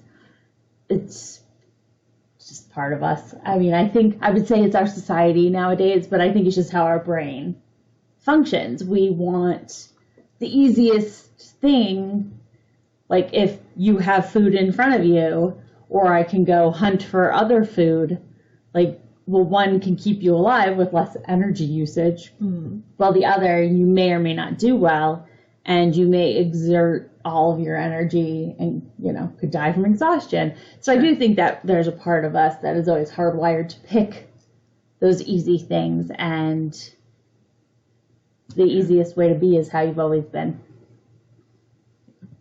So that is true. Yeah.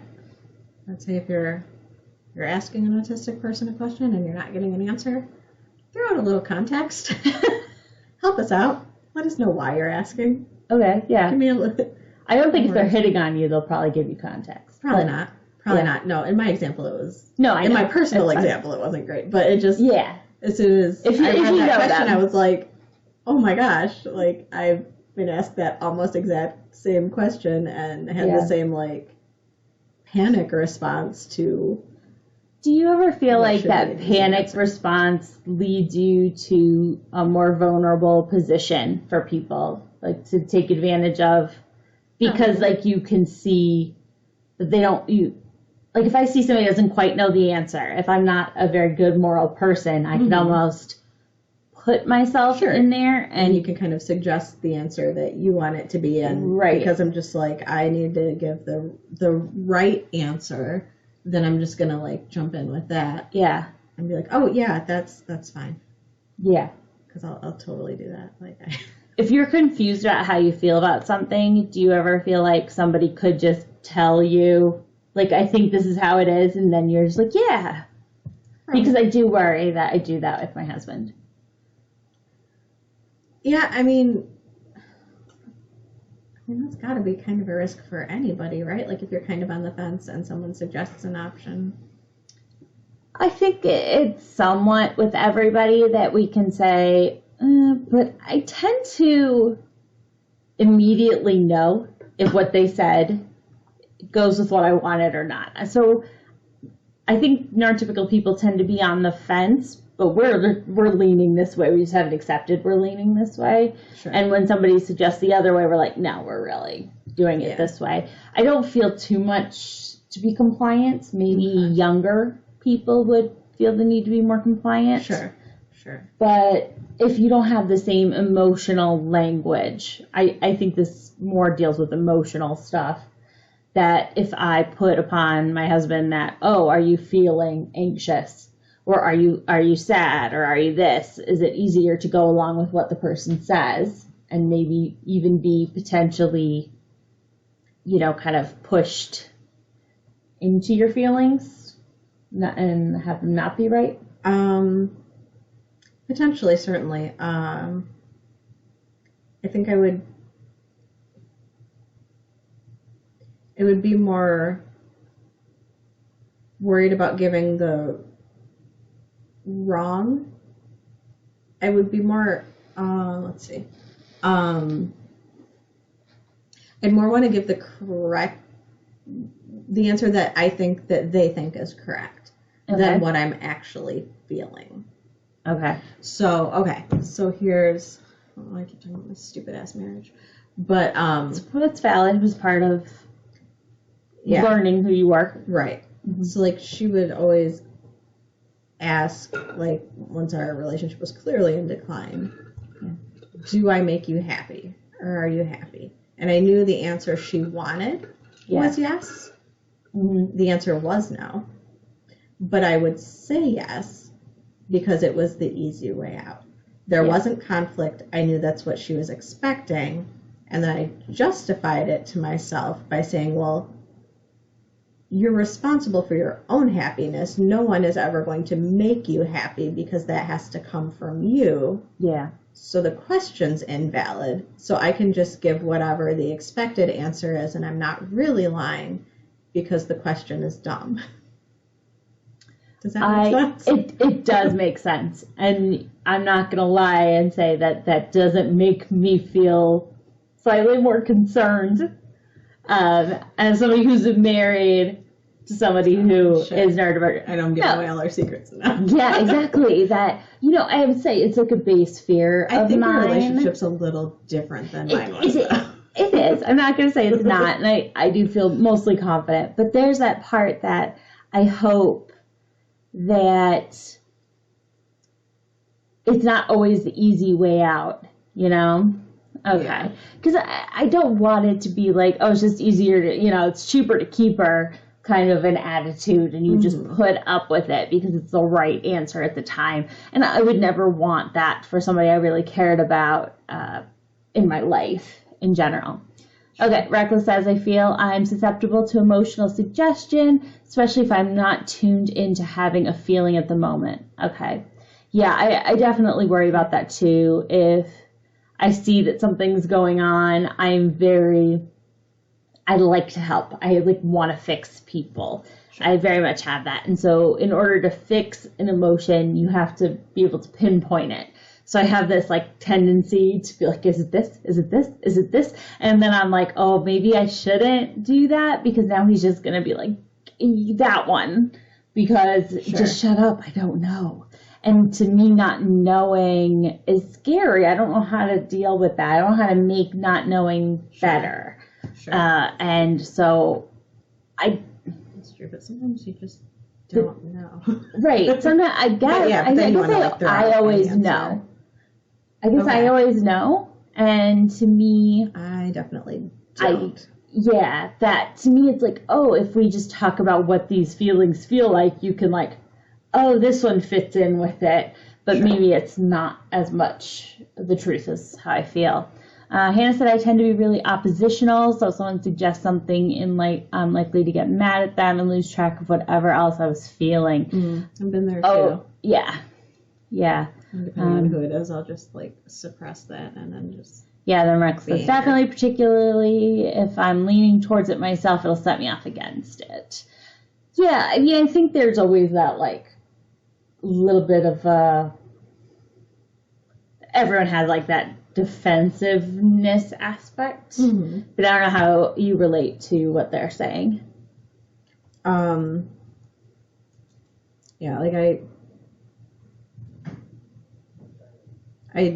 do tend to be kind of oppositional and combative, but also, I really don't like conflict.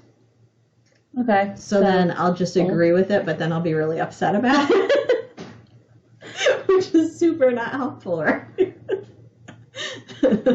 Yeah, I'm going to say that's not the most helpful. I mean, it's not. I'm a mess. It's not super helpful. That doesn't mean that it's right or wrong. Sure. If it's how you feel, it's how you feel. Sure. And, I wouldn't take that away, but it is kind of, we don't always make sense. People in general don't always make decisions that are the best for them at the moment. If I'm neutral, I tend to just go with it. Yeah. Well, why not? Because why not? If you don't really have an opinion and the thing they're suggesting makes them happy, then fine. That's okay. That can be my emotion. I don't know if I've ever felt neutral about anything in my life.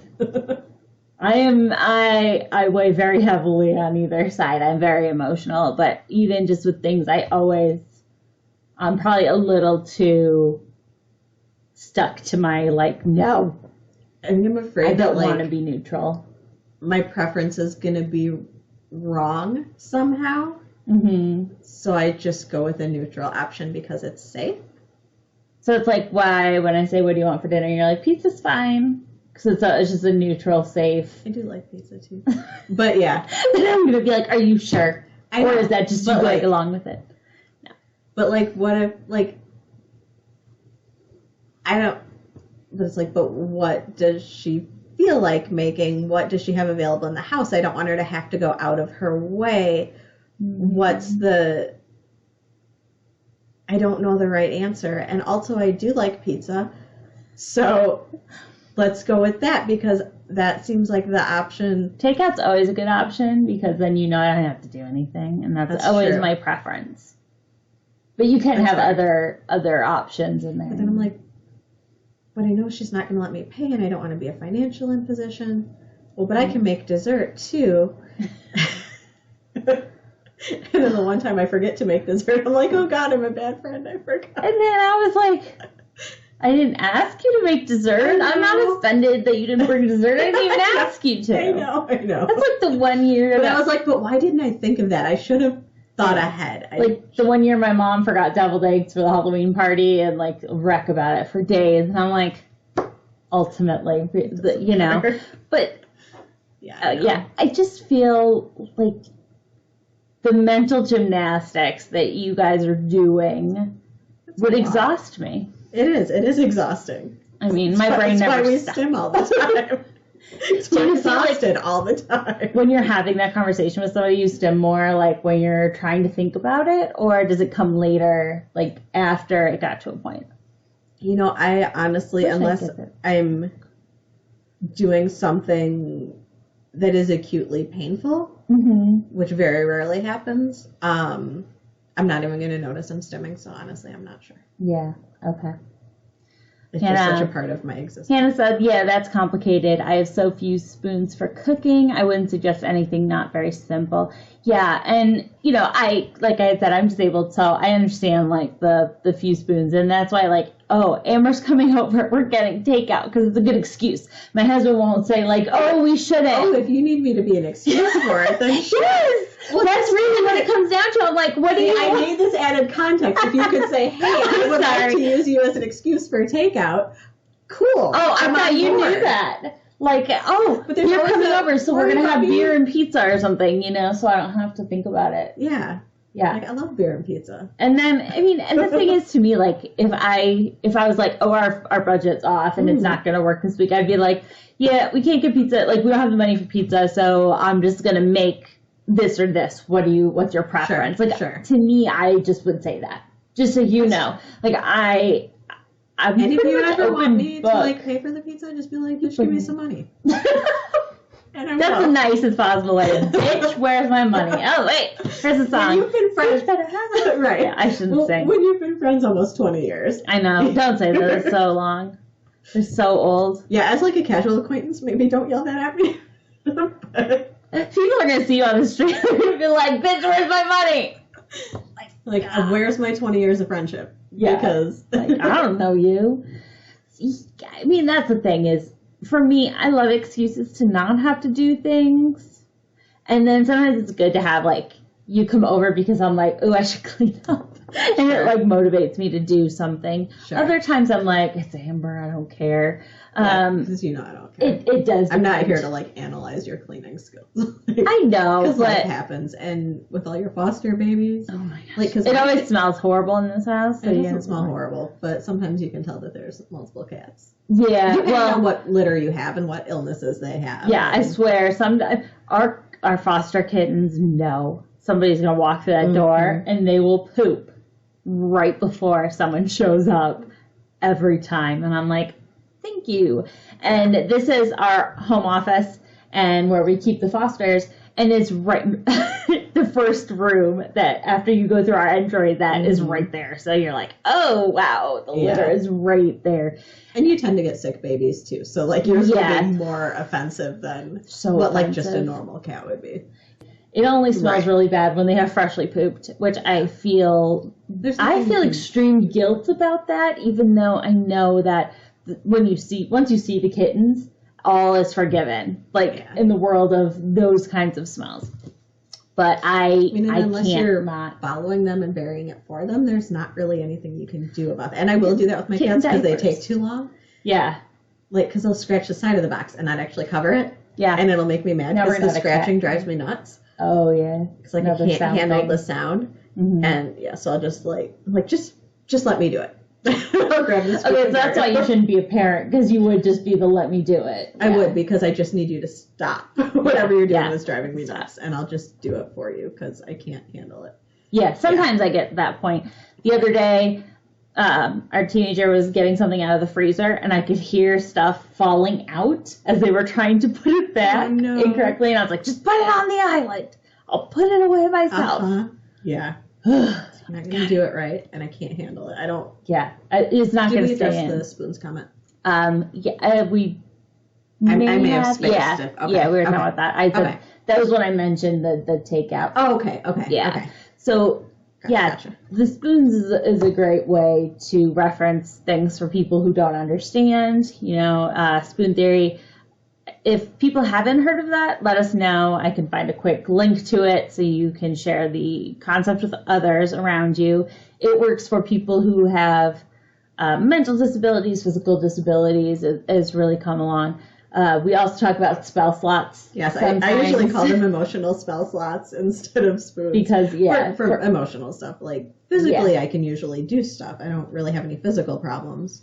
Right. But, like, mentally is where I struggle. So instead of spoons, I tend to go with emotional spell slots. Yeah, we all have D&D kind of stuff in our general friend group. It's well explained and understood what that means, and kind of like the psychic damage that one would take from dealing with something extremely bad that you have to kind of deal with. Yes. So, does anybody in the chat have any questions that we're happy to answer? We'll probably be finishing up momentarily. Okay. So for Kristy, you've said that you experience anxiety, but you also describe yourself as neurotypical. Is there a reason? Well, for me, I don't take the neurodivergent label, and this is something I was going to ask you about, is because it doesn't really affect my life. I don't feel like the anxiety has gotten to the point where I can't manage it. It changes who I am or how I think. I grew up with it, and I don't feel like... I don't feel like I've earned that label by being different, especially because my experience, especially with my husband, is that to me, it's bigger than just having like some anxiety and taking a medication that it's fine and not really spending my day-to-day life worrying about it. My anxiety only pops up, like, let's say if my child or my husband is running late and a part of me says, oh no, what if one of them is hurt? And then I say, okay, we're just going to calm down and we'll wait and we'll see what happens, because your worrying won't change anything. And I feel like since I can change the way my brain is framing things, that it's not the same personally. So I do know, I think it's okay for people with anxiety to have that feeling of being neurodivergent. I just don't feel that way for myself. Yeah, from what I've seen, it tends to be pretty autism spectrum restricted with that label. Like No, and that's what I was going to say. This is the problem that I have, and I think we need a better label, because neurodivergent is kind of anything outside. So ADHD, anxiety, OCD, all of that stuff is considered neurodivergent. And so it's not as niche as people want it to be, just saying like, oh, if you're neurodivergent, you're, on the autism spectrum. Sure. So that's true. That's true. Yeah, it's kind of has that like big, overarching thing. And so I guess to me, like, there's definitely some, I think anybody could be considered neurodivergent. Right, because if for you make so it many too broad, then reasons. it's just everybody, and then it loses all meaning. Yeah.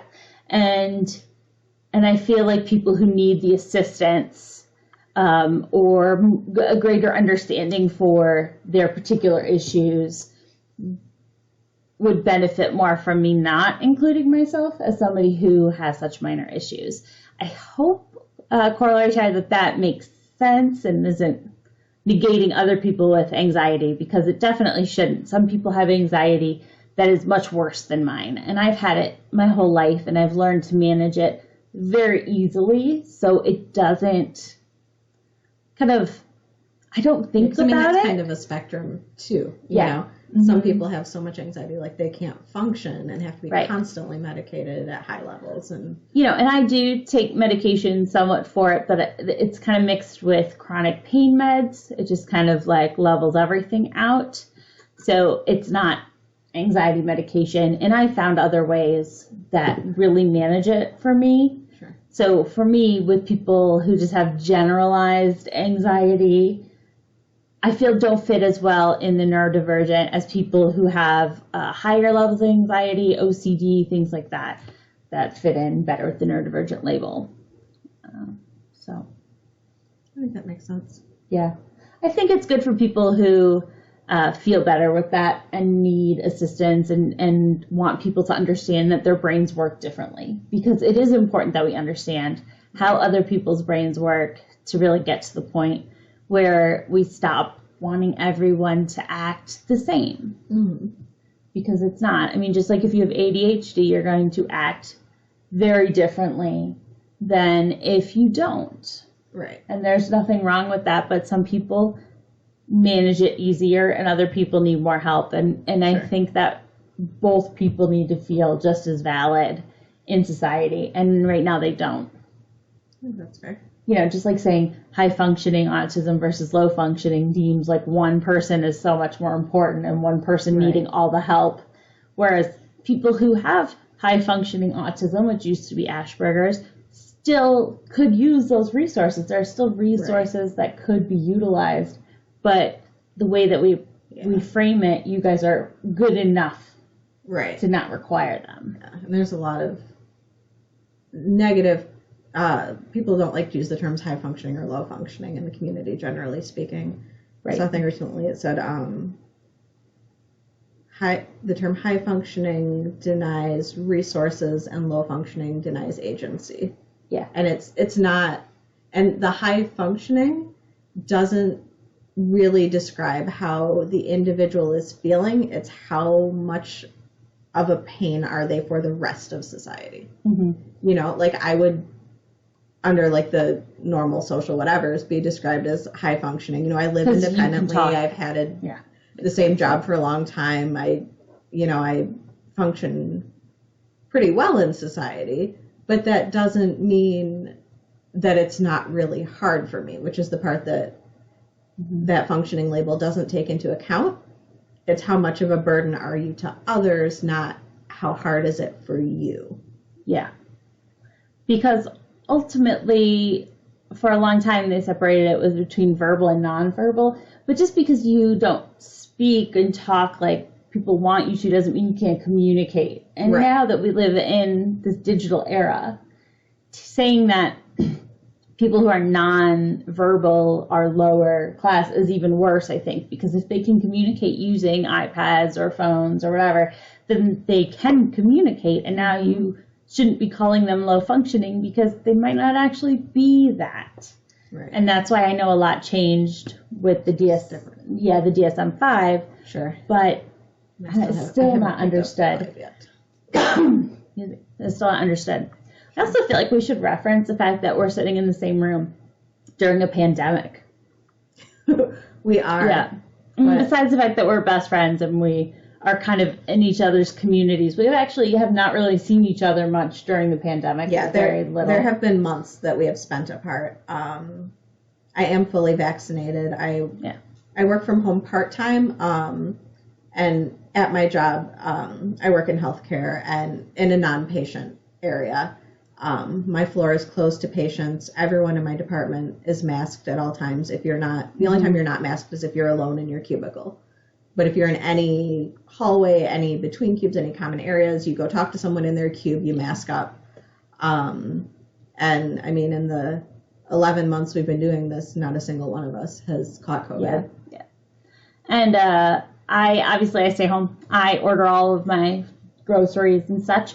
My husband does work out in the world, but he is very fortunate to be in science, in a science field, and therefore masking is kind of easy for them because nobody's denying mask issues, and they all have like little offices and stuff. They can work separate, and they've been really good. So nobody here, knock on wood and all that superstitious stuff we don't really believe in, has gotten sick, and we've been doing that. But you were the only person I've seen. I saw my stepdad once over Christmas, and then you, and that's it.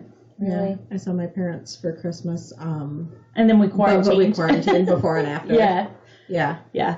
So I just feel like, it's pandemic. We should reference the fact that we don't share a household, but we're getting we together. are each other's bubble. Yeah. And we quarantine otherwise. Yeah. So I was like, I should just reference that. Yeah. Yeah. And everything. Yes, so we very fully believe in science. Yeah. Oh, yeah. I was thinking if we get enough followers and stuff, this gets monetized and you can start using like channel points. We need to do like a This Week in Science thing that people could, get. And we could talk about like a new thing that happened in science or something fun like that. I was down for that. Yeah, because sometimes there's really cool stuff. Like I learned about fecal transplants this week. Really? No, not just overall, but I guess that they discovered that melanoma, people who have metastatic melanoma who don't respond to immunotherapy, they did this study where they gave them a fecal transplant from somebody who did respond to immunotherapy, and the patient who got the transplant started to respond to immunotherapy. Holy shit. And I was like, that's really cool. And it's something that other doctors could try without it being any major thing, but also talking about how your gut biome can now affect how immunotherapy works is a whole other block of science. Makes sense. I've never thought about it. Yeah, I've only really seen it in terms of weight loss and maybe other GI disorders. Yeah, or if somebody takes too many antibiotics and they kill like their gut biome. Right. Yeah, and but you then can repopulate that way. Yeah. Yeah, I mean, I get that it's not all. But I mean, if it would save your life, Sir Francis, if it would save your life. And like, maybe. It's sterilized, and it's not like you. It's not like you just line up butt to butt and scoot back and forth like this, or like however. I did label this mature, so I'm like, no, I get that that's not like. I get there's definitely like a big squick factor. Yeah, but there is very solid science behind it, and it can help with a lot of stuff. I mean, I'm not saying everyone should do it, and it's still a relatively new field. Yeah, let's let the doctors do that. Big stopped in. I can't pick him up to have him say hi to people. Maybe you can if the camera. If he sees you picking him up. Okay, so we have this cat Figment who's scared of everything, and he will skunk you if you scare him. So we are very cautious with Mr. Figment, but he's a beautiful cat, and he's very to sweet. Pick him up. I've been burned before. Yeah, so I bet you don't scare me. I know. We'll say hi. But the one time he got me, I was going to a dance with Brian, so I'm like, well, it's your cat that did this, so. This is Figment. He's our big tabby. And this is my house, so you only really get to meet my cats. Maybe someday we'll get to meet Amber's. Yeah. Lock him in the office. They did grow up here. Yeah, but we did have to stop play dates around 8-9 months old. Yeah. I used to bring them with for D&D, but once they got a little older, they got pretty nervous, and I'm like, okay, they're just hiding under your bed, so this isn't fun for them anymore, so we won't make them do it. Yeah, I have too many cats, just so anyone's clear. We have. He's gonna come say hi. We have 5 cats. 4 is a good amount. 5 is too many. But I had 4 when I was married. I've got 3 now. Yeah, 3's a lot. So I don't know. Depends on the cats. Yeah. So when they're asleep, 3's great. Well, I mean, you could say that about kids too. When they're asleep, as many as you have is great. Yeah. But I will say that the nice thing is, even though it sounds like your brain function can be a little exhausting when you're autistic, you guys are like the best people ever. Aww. I just think like, you're sweet. I appreciate that honesty and the realness that you get, and the fact that as long as I'm okay. Oh, yeah. So, yeah, how old is your son, if you don't mind me asking, putting it out there, Sir Francis? Is that the way we communicate is so different, and I like learning about how we work. Oh, here's our little foster baby. This is going to be a full cat stream. Yeah. He's trying. Okay, so he's not the adult. Can we get your toes up? Probably not. This is Wicket. Can we get the back feet? He's got big feet. He's like a snowshoe. He's like, please don't. So many toes. I know. I'm sorry, baby. He's like, I'm going to bite you. I know. He's kind of a rag doll, so he can't really move around. Thank you. Yeah, he was one of the first fosters. He was the only boy in a group of girls, and they picked on him something fierce. Those girls. They did. I think that I love, as long as you're willing to be very upfront with a person who is autistic, there's an appreciation with that of like just knowing exactly what they need. But I like getting that back, that there isn't so much the guessing games. I don't have to think, oh, does he really mean that? At some point in a soon-to-be stream, once we figure that out, I'm going to be talking about the differences between narcissists and people on the spectrum, because some people have said that they are very similar and should maybe be in the same group. Some psychologists, like real psychologists. Right. And there's always that empathy comes up a lot in groups, people thinking that autistic people don't have empathy because we don't express it the same. Yeah. But they often have, like, more empathy than the neurotypical people. It just it is a yikes, Hannah. You're right. It's a yikes. It's not presented the same way. And I will say, I know for a fact that is not the case. I know a narcissist, and they are very different. But I think that on the surface level, people can start to treat people with autism like they're narcissists. And I'm hoping that if we can talk about that a little bit, we can maybe register things that can keep neurotypicals from thinking that you aren't a narcissist, but because of course it has such a bad name to be a narcissist. Like it's, one of those things. You're definitely going to break that shelf. Yeah, I'm worried about him being up there. Yeah, we're just going to look at. So those are going to be some upcoming shows. Also talking about the double empathy problem, how autistic people are very good at empathizing with other autistic people, whereas neurotypical people empathize very well with neurotypical people, but that we don't communicate very well with each other, and what we can do about that. Sir Francis, I have found that anyone who makes any blanket statement about an autistic has never really known any. Absolutely. Yeah. There's a reason it's a spectrum. We're not all the same. Yeah, it is so very true. Yes, Big. Do you? Because I certainly don't speak for all autistic people. Kristy doesn't speak for all neurotypical people. No, just we're all different anyway. We're going to try to explain what we do know and what similarities there are. Yeah, and just some ideas of where to start for things, and how to start the conversation about asking people who are even just neurodivergent in lots of ways how they feel. Sure. Yeah, there aren't any experts that say anything. I did find some people who call themselves experts who have some very irritating takes, which I will be discussing, so that maybe if you get to the point where you're finding people who are referencing those, you kind of know where they're coming from. Because that's my biggest fear, is you have smart people who want it to be fitting into even just a smaller spectrum, or fitting in with another group that don't represent autists well. Sure. And I feel like being armed against that knowledge helps us all to be like, no.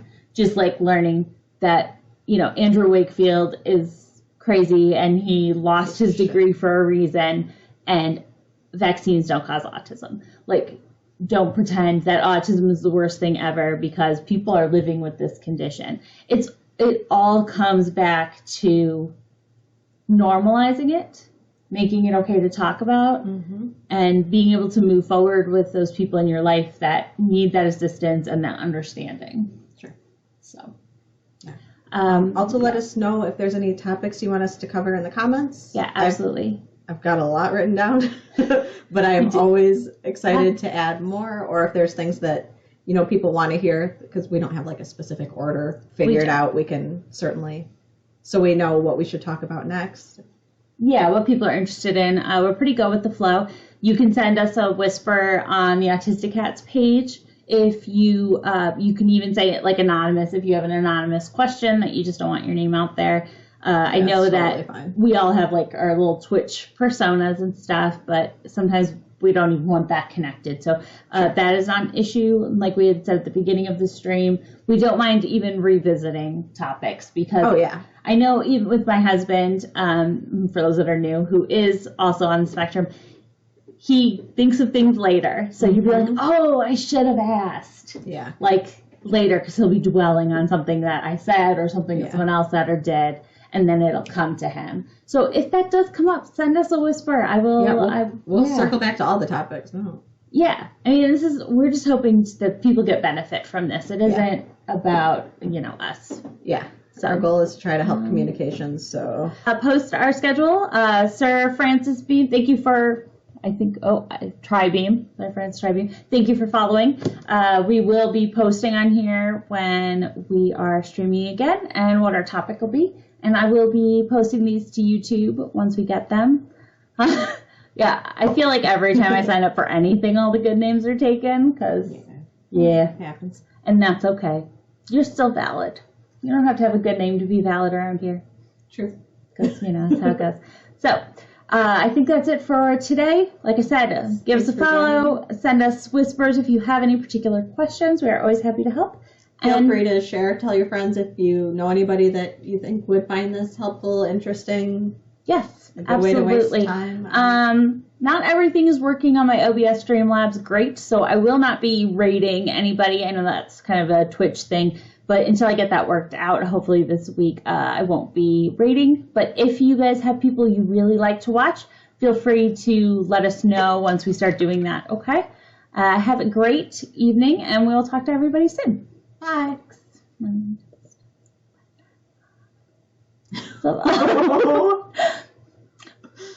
You're very welcome. Thanks for watching.